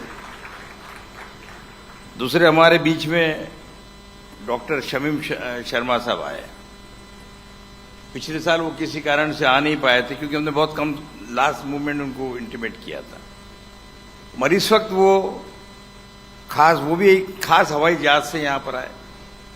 नागपुर एयरपोर्ट के कई प्रॉब्लम्स हैं जो आप सब जानते हैं, और उसके बावजूद भी आप लोगों की कृपा से और इस हेल्थ केयर की ऊपर जिनका विश्वास है, उन सब के शुभकामनाओं से उनका भी हवाई जहाज लैंड कर सका. वो यहाँ से सीधा न्यूयॉर्क की तरफ जाएंगे. मैं उनका भी हृदय से आभारी हूँ. यहाँ पर दूसरे हमारे डॉक्टर मायदेव साहब आए हुए हैं. बहुत बहुत धन्यवाद डॉक्टर साहब, क्योंकि आपका आना विदेशों में तो आप निरंतर हर महीने में जाते रहते हैं, मगर यहां पर नागपुर में लाना और आना आपके हाथ में नहीं है, मैं जानता हूं। और उसके बावजूद भी आप यहां पधारे, आपका हृदय से स्वागत करता हूं। आपके भाषण के बाद में, आपके संवाद के बाद में सब लोग को निश्चित रूप से कुछ न कुछ रोशनी मिली है, ऐसा मैं मानता हूं। हमारे बीच में दूसरे डॉक्टर पराग सिंघल साहब हैं, उन्होंने हमें डबल खुशी दी।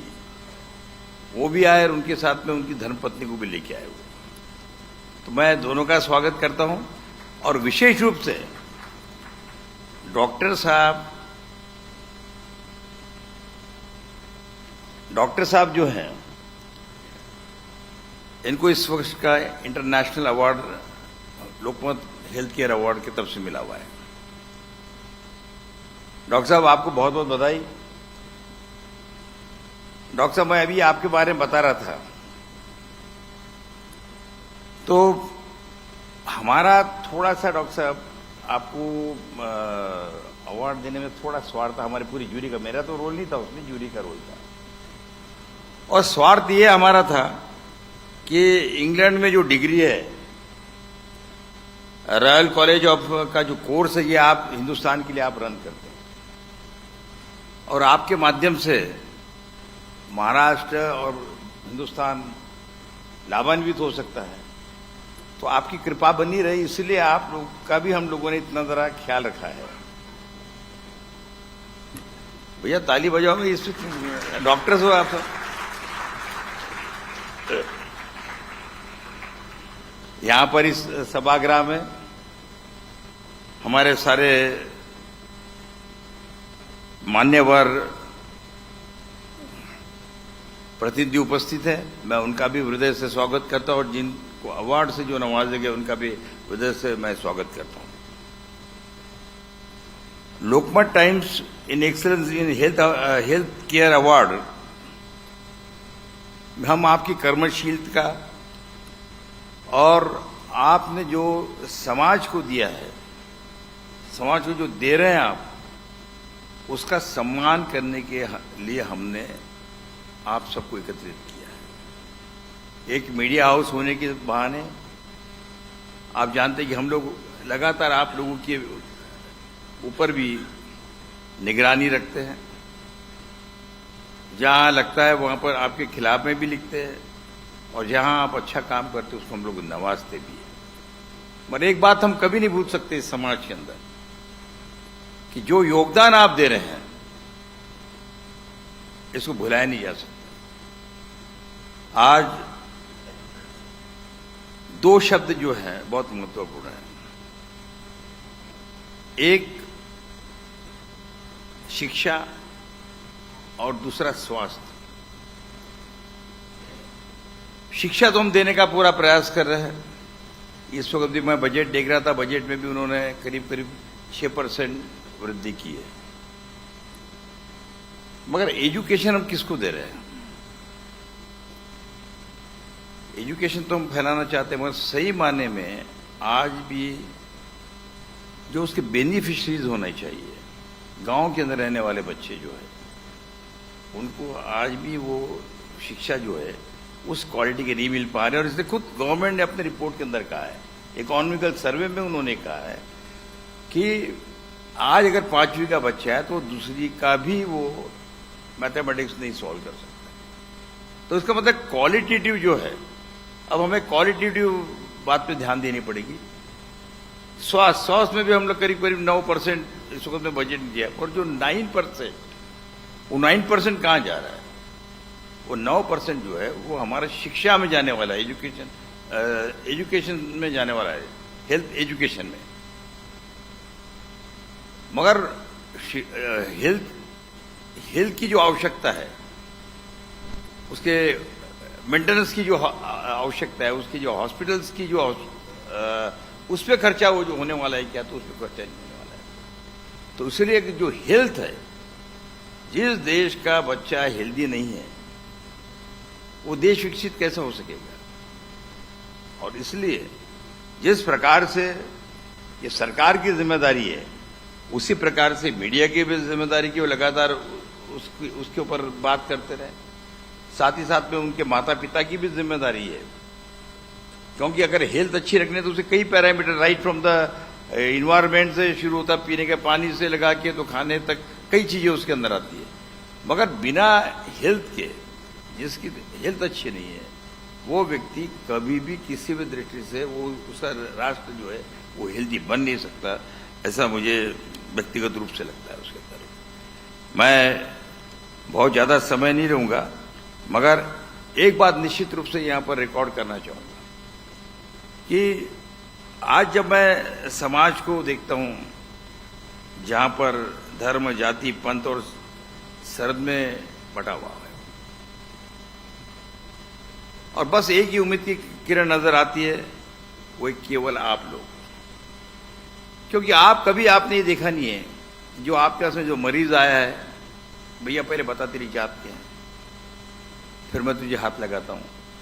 कभी आपने ये नहीं देखा कि तेरा पंथ कौन सा है, तेरी जात कौन सी है, तेरा धर्म कौन सा है, तू कहां से आया हुआ है। केवल और केवल मानवता, ये आपका धर्म है, और मानवता ही धर्म आप मानते हैं। इसलिए मैं हमेशा मानता आया हूं कि डॉक्टर्स जो है वो डॉक्टर्स नहीं है केवल, तो यहां पर जमीन के वो फरिश्ते हैं, तो उनका भी सारे लोगों ने सम्मान करना चाहिए। जिस प्रकार की छोटी मोटी वारदातें होती है, जो कुछ घटनाएं होती है, वो बड़ी खेदजनक और दुखद है। हमारी हेल्थ केयर सिस्टम कितनी, इसके बावजूद भी हम लोग काफी उसके बारे में आलोचक है, पर उसके बावजूद भी मैं ये बताऊंगा कि आप देखिए हमारा पड़ोसी राष्ट्र पाकिस्तान है, बांग्लादेश है, श्रीलंका है, हमारे जो पड़ोसी, यहां तक कि पाकिस्तान के लोग यहां पर आते हैं अपने स्वास्थ्य के लिए, और आने के बाद में जब जाते लौटकर ठीक होकर, तब वो हिंदुस्तान का नया चित्र जाके वहां पर बताते हैं कि हिंदुस्तान ऐसा नहीं जो आप लोग यहां बताते हैं हमको, हिंदुस्तान बहुत अलग है। तो इसलिए आज हमारे जो डॉक्टर्स हैं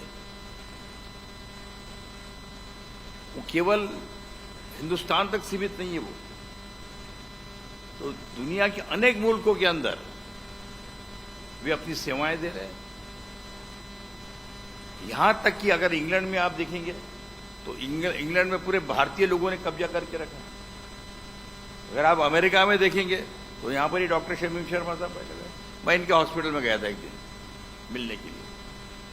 डॉक्टर माउंट सैनल जो हॉस्पिटल है वहां का, तो मैंने वहां पर सारे बड़े बड़े अंग्रेज लोगों के फोटोग्राफ लगे हुए 6-6 फीट के। वहां पर एक फोटोग्राफ मुझे नजर आया, बड़ा तस्वीर, वो डॉक्टर साहब ने। मैं देखा, मुझे इतना मेरा गर्व से ही गया। और जब ये कहा गया कि भाई अगर प्रेसिडेंट ऑफ अमेरिका को भी अगर कुछ प्रॉब्लम होगा, ये बात और कि वो प्रॉब्लम देते, मगर अगर होगा तो अंतिम ये है, तो वो आज आपके बीच में उपस्थित है यहां पर। डॉक्टर साहब के लिए मैं और 2 शब्द बोलना चाहूंगा कि जब हमारे प्रधानमंत्री के लिए देश में आए थे, डॉक्टर मनमोहन सिंह उस वक्त प्रधानमंत्री थे, और वो उनके ऊपर प्रोसीजर करने के बाद जब वो स्वस्थ हो गए तो उन्होंने बोला, डॉक्टर साहब आपने यहाँ पर हॉस्पिटल डालना चाहिए दिल्ली में, मैं आपकी पूरी मदद करता हूँ। तो उन्होंने कहा कि नहीं, अगर डालना ही अगर होगा मुझे तो मैं जयपुर में डालूंगा, क्योंकि मैं जयपुर मेडिकल कॉलेज का स्टूडेंट हूं, मैं राजस्थान करने जाऊंगा। तो उन्होंने कहा कि जरूर आप वहां डालिए। आप देखिए इनका क्या डेडिकेशन हो सकता है। डॉक्टर तो वैसे डेडिकेटेड होते हैं, मगर डेडिकेशन क्या हो सकता है उसका रूप मैंने बहुत नजदीक से देखा है। वो डॉक्टर साहब ने तय किया, जमीन ले ली और अपनी पत्नी मंजू को उनकी रजामंदी के साथ में जयपुर शिफ्ट कर दिया। दोनों बच्चे भी डॉक्टर ही वहां पर, तो यहां पर हुआ।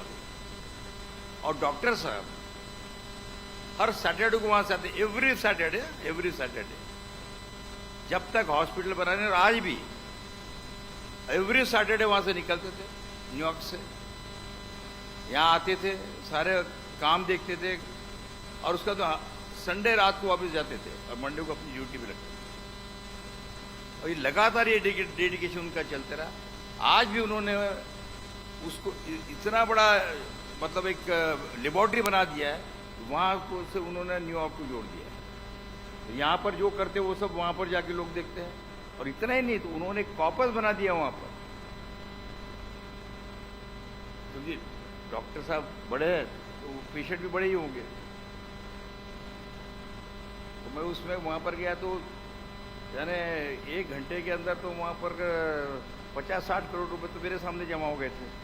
मैं भी देख रहा था उसमें तो कुछ लोकमत के लिए मिलता क्या करे, मगर कुछ वैसा हुआ नहीं। और डॉक्टर साहब ने वो गरीबों के लिए पूरी वहाँ पर व्यवस्था की। डॉक्टर साहब की दूसरी और खासियत बता रहा हूँ मैं, मेरी सिस्टर इन लॉ थी, उनको एक बहुत बड़े नामांकित डॉक्टर के पास में लेके गए, तो उन्होंने बोला इनका बाईपास करना पड़ेगा और तुरंत बाईपास करिए, करीब 61 लाख रुपए का खर्चा आने की संभावना।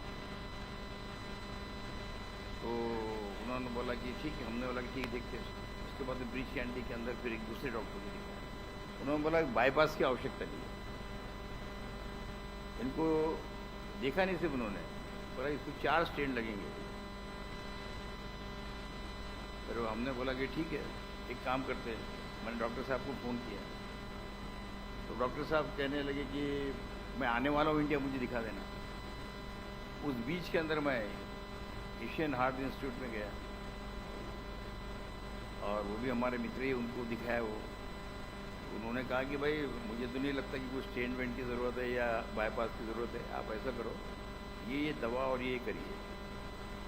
वो बात मैंने डॉक्टर साहब को नहीं बताई, तो मैं उनके साथ में किया।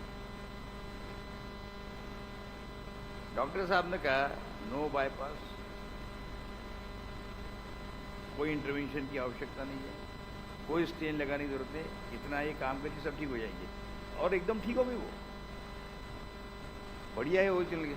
यानी उसमें का जो एक जो कमर्शलाइजेशन का जो पोर्शन है वो आपको जरा भी वहाँ पर नजर नहीं आएगा डॉक्टर शमी शर्मा क्या। और मुझे ऐसा लगा कि यहाँ पर जो उपस्थित है, ऐसे कितने मान्यवर जिनको मैं देखता हूँ यहाँ पर एक से एक लोग बैठे हुए हैं यहाँ पर, कि जिन्होंने सेवा भाव से ये इस प्रोफेशन को चुना है।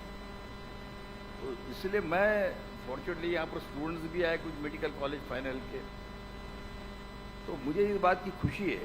मैं जूरी को टीसी राठौड़ के बारे में बता रहा था, क्योंकि मैं उनको मेरे यंग डेज से देख रहा था कि उनकी क्या सेवा क्या होती है।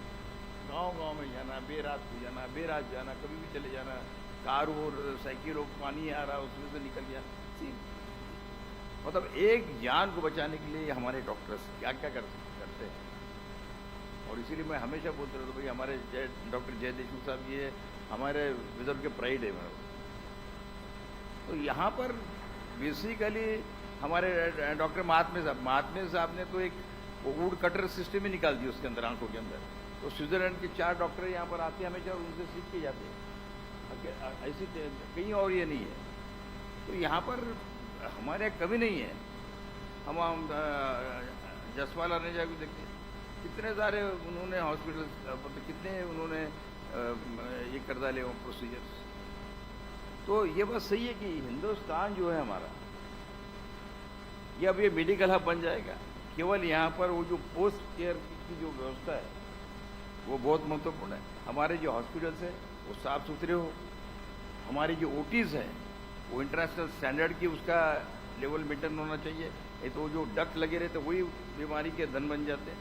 तो ये कई चीज़ों की ऐसी जिसकी चर्चा हो सकती, मगर आज का दिन यही है कि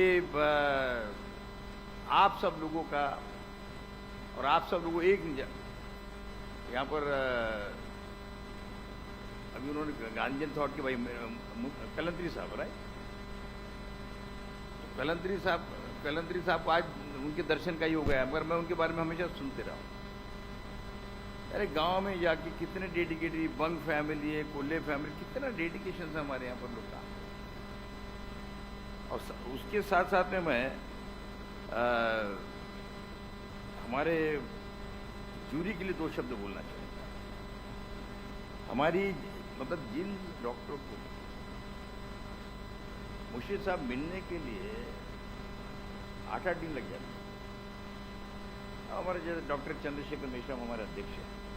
डॉक्टर चंद्रशेखर मेश्राम कोई मामूली डॉक्टर नहीं है ये। अगर यही कल अमेरिका में जाते और फिर हम यहाँ पर बुलाते उनको तो बात और हो जाती। डॉक्टर चंद्रशेखर मिश्रा ये जो न्यूरोलॉजी की जो वर्ल्ड की इनकी जो बॉडी है उसकी चेयरमैन है। तो 5 लोगों की कमेटी होती जिसके अंदर कौन सी दवा चलेगी कौन सी दवा नहीं चलेगी, सिलेबस क्या होगा, उसके वो मेंबर है। ऐसे ऐसे महाबुद्धि हमारे बीच के अंदर है यहाँ पर। अभी हम लोगों ने रस्तों में मैडम का यहाँ पर क्षमा करिए मेरे ख्याल से नाम गलत बोल दिया गया मैंने भी, रोहतगी मैडम का।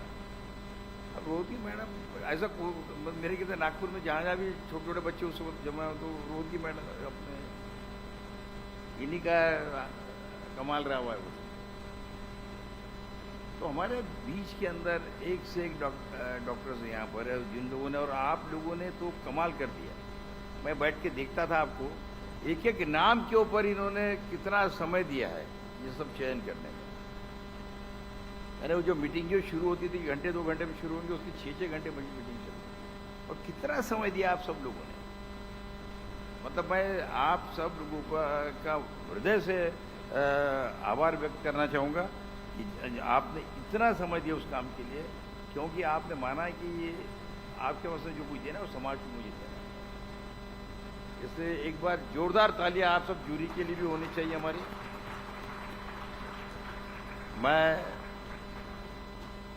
हम लोग ये जो कुछ भी कर पा रहे हैं लोकमत के माध्यम से, उसका एक ही कारण है कि हमारे परम पूज्य बाबूजी स्वतंत्र संग्राम सेनानी जवाहरलाल दर्डा, इन्होंने जो हमारे लोगों के बीच में बीज जो इंजेक्ट किया हुआ है, जो बीज बोया है, वो एक केवल और केवल अखबार के माध्यम से, कलम के माध्यम से आपने समाज के प्रति और समाज को जागरूक करने का आपने धर्म पालना चाहिए। इस बीच के अंदर कोई पक्ष नहीं है, कोई जात नहीं है, कोई पंथ नहीं है, कोई कुछ नहीं है, केवल एक है और वो ये है इंसान। तो उस इंसान की पूजा होती रहनी चाहिए, ये उनका लक्ष्य रहा हुआ है। आज मैं सरकारी अस्पताल के बारे में डॉक्टर साहब से बात कर रहा था, मुशीफ साहब से, सॉरी डॉक्टर साहब मैंने आपको डॉक्टर बोला, मैं डॉक्टर ही है आपको। तो उन्होंने आज काफ़ी बातें वो अपने भाषण में उसके बारे में बात करेंगे। मगर एक बात बताना चाहूँगा कि हमारी जो जूरी उसमें हमारा कोई हस्तक्षेप नहीं होता, ना ही हम लोग उसमें पार्टिसिपेट करते हैं। हमारे यहाँ से कोई पार्टिसिपेट नहीं करता, केवल हम लोग वॉच डॉग की भूमिका से हम लोग वहाँ पर बैठते हैं। हमारे चारों संपर्क है ये लोकमत टाइम्स का, नाइक जी उसके हेड है, मगर जितने हमारे लोकमत टाइम्स के अपने श्रीमंत माने होंगे, हमारे सीनियर एडिटर लोकमत समाचार के विकास मिश्रा जी होंगे, हमारे दूसरे जो लोकमत समाचार के एडिटर है संजय भदुरे जी, वो होंगे। ये सारे जो लोग हैं इनका सहयोग मिलता है, और साथ ही साथ हमारी जो पूरी टीम है इसमें काम करने वाली, मैं टीम को भी बधाई दूंगा, आप सबको बधाई दूंगा, लोकमत परिवार को भी, और जूरी के लिए विशेष रूप से मेरा वंदन है उनको, उनके लिए नमस्कार है। और मैं आशा करता हूं कि आप सब लोगों के सहयोग से हम लोग आगे बढ़ते रहेंगे, और इसी प्रकार से अगर हम लोगों को कुछ और करना हो तो बताएं। मगर एक बात कि हमारा इंटरनेशनल जो हेल्थ केयर अवार्ड है, ये आप दोनों ने स्वीकार करने से इसकी ऊंचाई और बढ़ती है, ये निश्चित है। और इसके बाद में हम डॉक्टर साहब आप लोगों से ये चाहेंगे कि जहाँ भी आप जाएंगे थोड़ा इसके बारे में बात करिए, ताकि दूसरे भी जो डॉक्टर्स है, भारतीय डॉक्टर्स है, भारत के मूल के डॉक्टर्स है, वो भी इसके अंदर रुचि लेंगे, और वे भी इसके अगले वर्ष के हकदार होंगे। कृपया आप लोग भी उसके बारे में हम लोगों को सजेशन दीजिए, आप लोगों को अधिकारी है उसके, तो हमें बहुत खुशी होगी। धन्यवाद, जय हिंद, नमस्कार।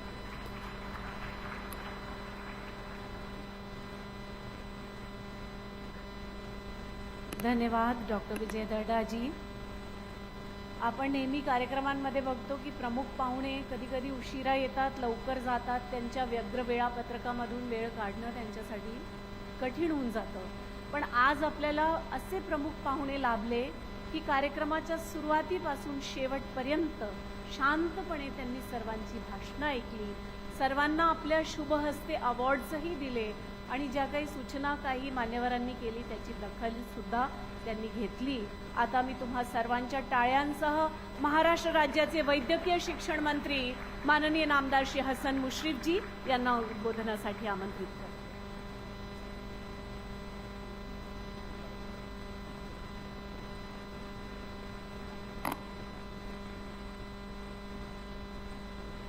लोकमत समूहाच्या वतीनं Lokmat Times excellence in health care awards 4थे वर्ष या पुरस्कारासाठी आज जो आपण कार्यक्रम घेतलेला आहे त्या कार्यक्रमाला उपस्थित ज्यांनी या कार्यक्रमासाठी पुढाकार घेतला या समूहाचे सर्वेसर्वा सन्माननीय विजय बाबू दर्डा, व्यासपीठावर उपस्थित डॉक्टर सिंगल साहेब, डॉक्टर शर्मा साहेब, जे आत्ताच मुंबईला गेले ते डॉक्टर मायदेव, ज्यांनी या ज्युरीचं अध्यक्षपद स्वीकारलं ते डॉक्टर चंद्रशेखर मेश्राम, व्यासपीठावर सर्व मान्यवर, ज्यांना या अवॉर्ड्सनं आज सन्मानित केलेलं आहे ते सर्व डॉक्टर्स, त्यांचे सर्व सहकारी आणि मोठ्या संख्येनं उपस्थित वैद्यकीय क्षेत्रातील सर्व तज्ज्ञ डॉक्टर्स, बंधू भगिनी आणि मित्रांनो, विजय बाबूंचं मी मनपूर्वक आभारी आहे की ज्या विभागाचा मी मंत्री आहे त्या विभागाच्या क्षेत्रामध्ये ज्यांनी अतिशय चांगलं काम केलेलं आहे, अतिशय मोठ्या प्रदेशात सुद्धा राहिलेल्या आणि ज्यांनी आपलं नाव कमावलेलं आहे अशा सुद्धा डॉक्टरांना त्यांनी उपस्थित ठेवलं आणि डॉक्टर चंद्रशेखर मेश्राम यांच्यासारख्या निरपेक्ष ज्युरीने आणि त्यांच्या सहकार्याने ज्यांना आपण अवॉर्ड दिला आहे त्यांना सन्मानित केलं. त्या सन्मानित झालेल्या आणि ज्यांना आज हे अवॉर्ड्स मिळाले या राज्याचा मंत्री म्हणून त्यांचं मी मनपूर्वक अभिनंदन करतो आणि त्यांना मी शुभेच्छा देतो. आताच विजयबाबूने आपल्या भाषणामध्ये अनेक भावना आपल्या व्यक्त केलेल्या आहेत. आपल्याला त्यांच्या स्वभावाची कल्पना आहे. माझी अनेक वेळा त्यांच्या गाठीभेटी झाल्यापर्यंत आज अनेक तास त्यांच्या समवेत मला घालण्याचा एक मला आनंद मिळाला.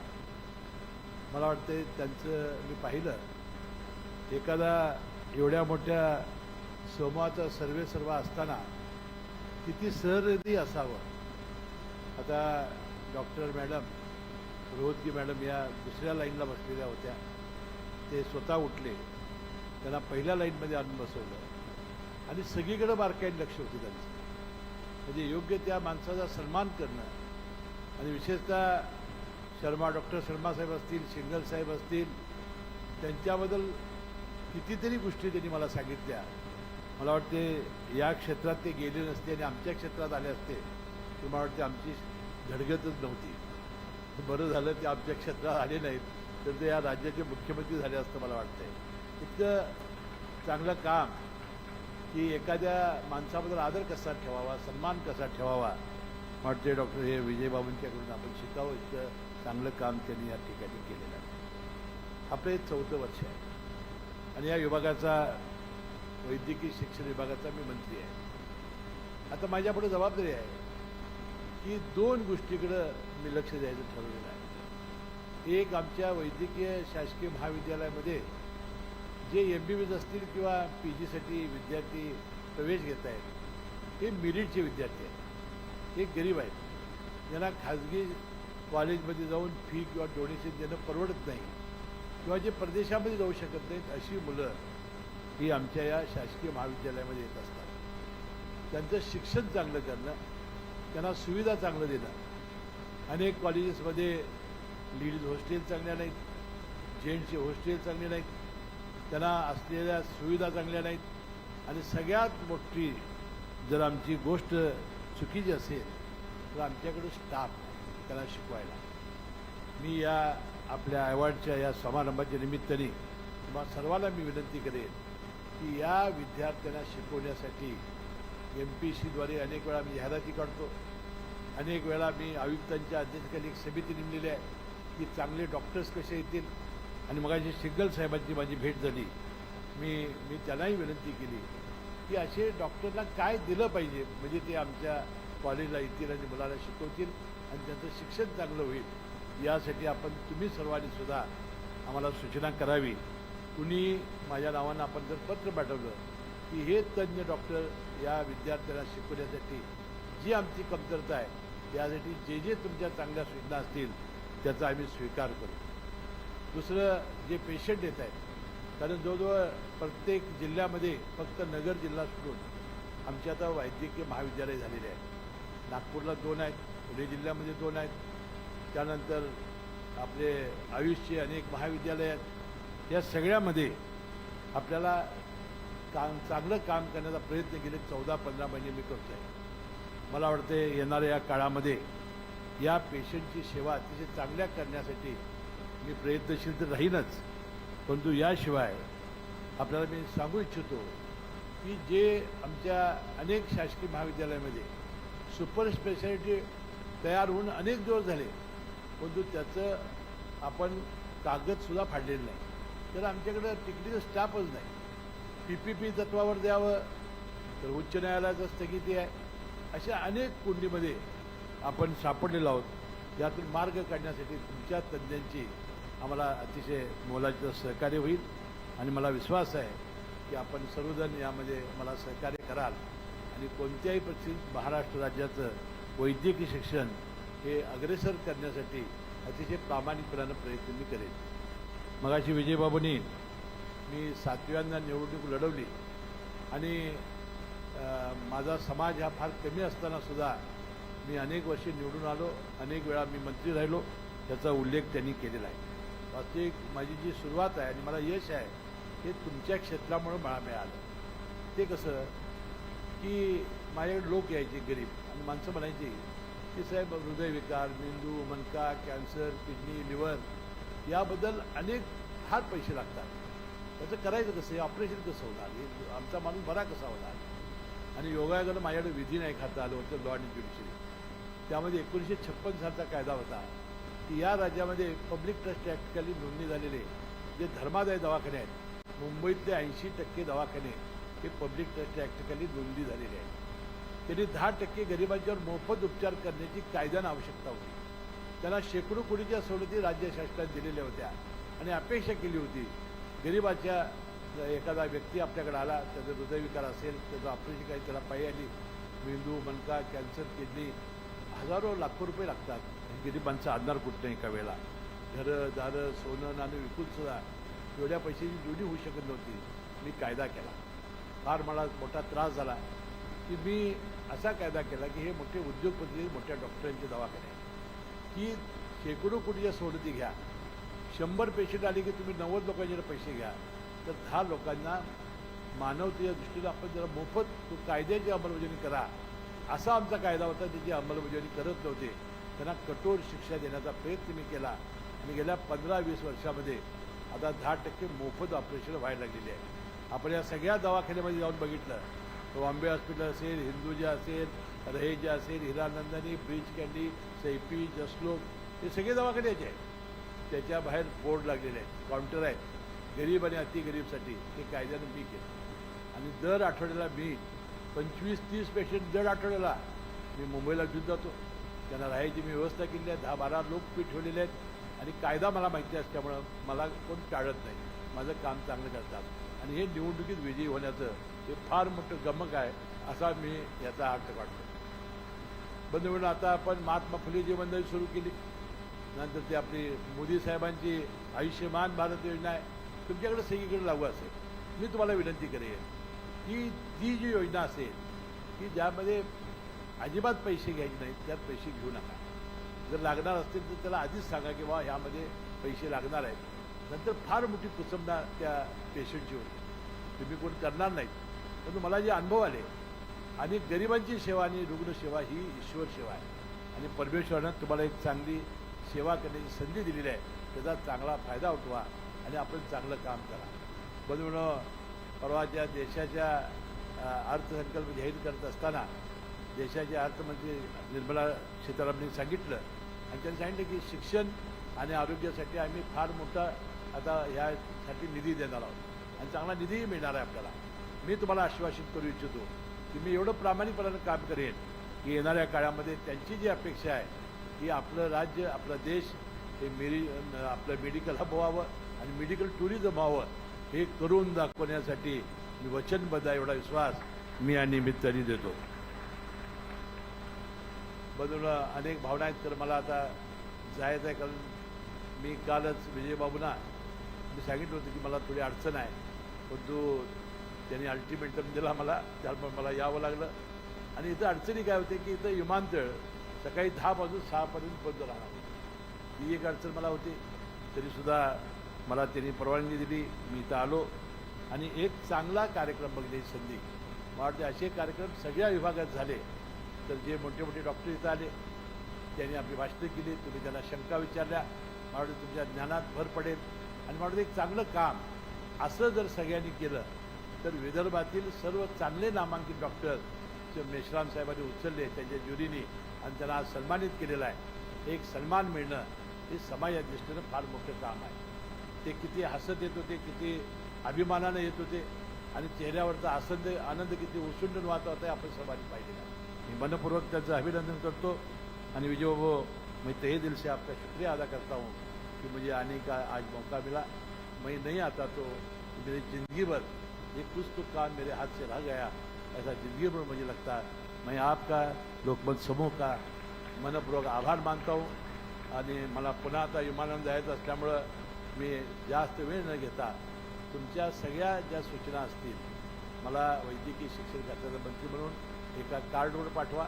मी त्या अंमलात आणण्याचा प्रयत्न करेन आणि चांगलं शिक्षण करणं आणि आलेल्या पेशंटला चांगली सेवा देण्याचं काम यापुढच्या काळात आपल्या सर्वांच्या सहकार्यानं आपण करू असा विश्वास मी व्यक्त करतो आणि विजयवाना मी धन्यवाद देतो की असा सातत्याने ते असे कार्यक्रम घेतात. सरपंचांना बोलवतात, कधी ते विविध क्षेत्रात काम करणाऱ्या महाराष्ट्रीयन ऑफ द इयर, नंतर इकॉनॉमिक्स कन्व्हेन्शन, टेल ब्रेझर अवॉर्ड्स, मरुधन सन्मान असे अनेक प्रोग्राम करून समाजामध्ये एकदा जागरूकता तयार करतात आणि समाजातील अनेक लोकांना ते सन्मानित करतात. असंच काम त्याचं यापुढे चालत राहावं असं या लोकमत समूहाला मी अपेक्षा व्यक्त करतो. एका चांगल्या कार्यक्रमाला येण्याची संधी मला मिळाली, आपल्या सर्वांचं दर्शन घेण्याची संधी मला मिळाली. आपलं मनपूर्वक आपले सर्वांचे आभार मानून आणि विशेषतः विजयबाबू आणि त्यांच्या सर्व परिवारांचा आभार मानून मी आपली रजा घेतो. जय जय Maharashtra.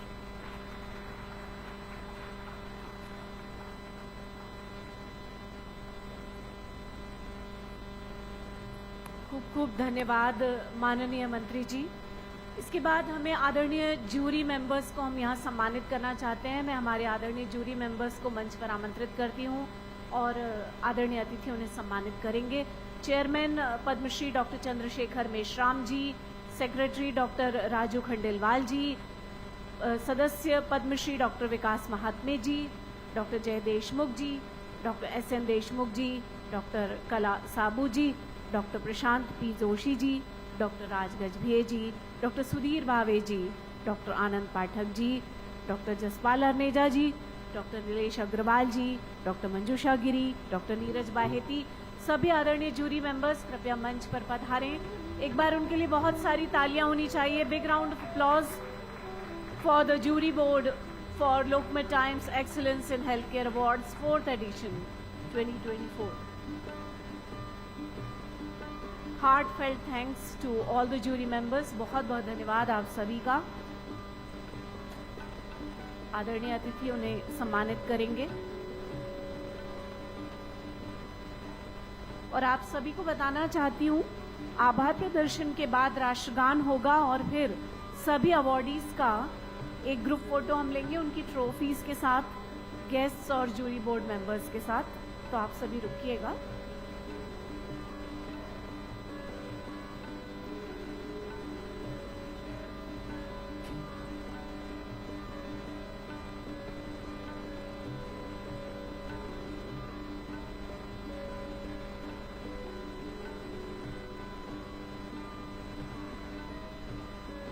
our effort to recognize and acknowledge those who contribute greatly to the well-being of the society.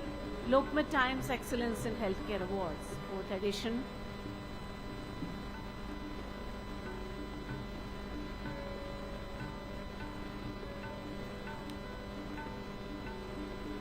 And after recognizing honorable jury members, it is the time to express the feelings of gratitude and thankfulness to one and all. And for this, I request Honorable Secretary of the Jury Board, Dr. Raju Khandelwal ji, to please propose formal vote of thanks. Dr. Raju Khandelwal ji से निवेदन है, कृपया आभार प्रदर्शन करेंगे.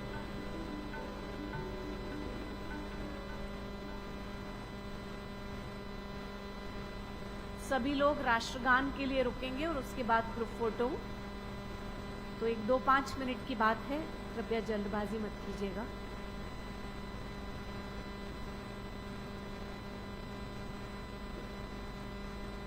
कार्यक्रमाची सांगता राष्ट्रगानाने होणार आहे, याची कृपया नोंद घ्यावी. अजून कुणी इथून जायचं नाहीये. डॉक्टर राजू खंडेलवाल जी कृपया आभार प्रदर्शन करेंगे और उसके बाद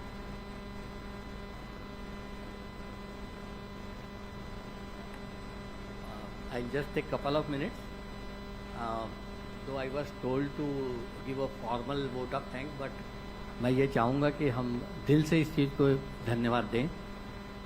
आज के कार्यक्रम का ये आयोजन किया गया है, ये this is basically a legacy of Lokmat, which was started by Babuji, late Jawaharlal ji, and multiple awards like Sarpanch Award and Vidhan Mandal Award, Parliamentarian Award, and same legacy is continued by Shri Vijay Darda ji, which becomes a big inspiration for the medical fraternity in particular.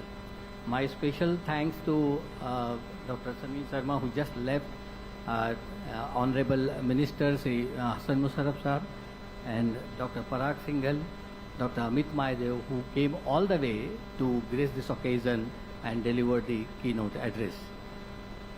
I will be forgetting in my duty if I do not thank my jury members who have given immense time during their busy schedule, which is being told to us by our chairman as well. So my sincere thanks to my chairman, Dr. Chandrasekhar Mishram, Dr. Vikas Mahate, Dr. Jay Deshmukh sir, Dr. S.N. Deshmukh, Dr. Kala Sabu madam, Dr. Prashant Joshi, Dr. Raj Gajbiye, Dr. Sudhir Bhave, Dr. Anand Patak, Dr. Jaspal Arneja, Dr. Nilesh Agrawal, Dr. Manjusha Giri, and Dr. Neeraj Baheti. And very special thanks to all of you who have really graced this occasion and made this occasion a meaningful. Thank you so much. I request all of you to please join for the group photograph.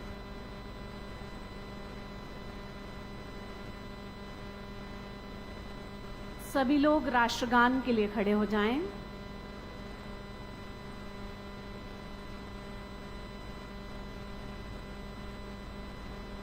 Please rise. जनगण मन अधिनायक जय हे भारत भाग्य विधाता. पंजाब सिंध गुजरात मराठा द्राविड उत्कल बंगा.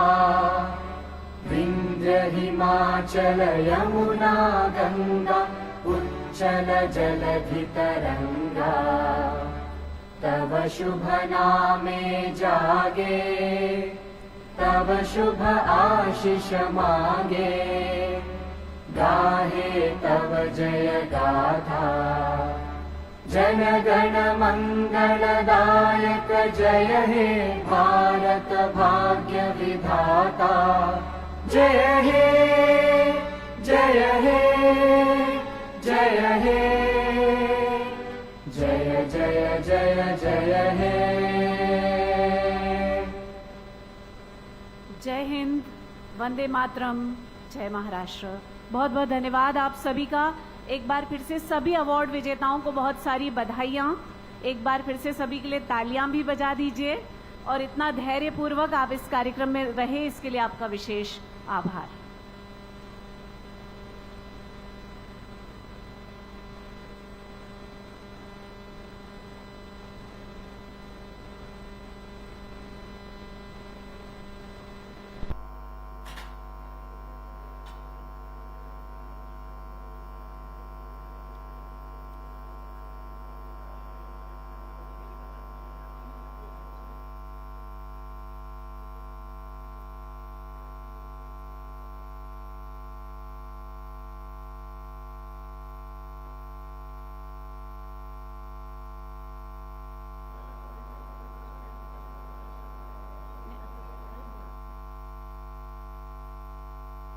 join us for high tea. Thank you so much.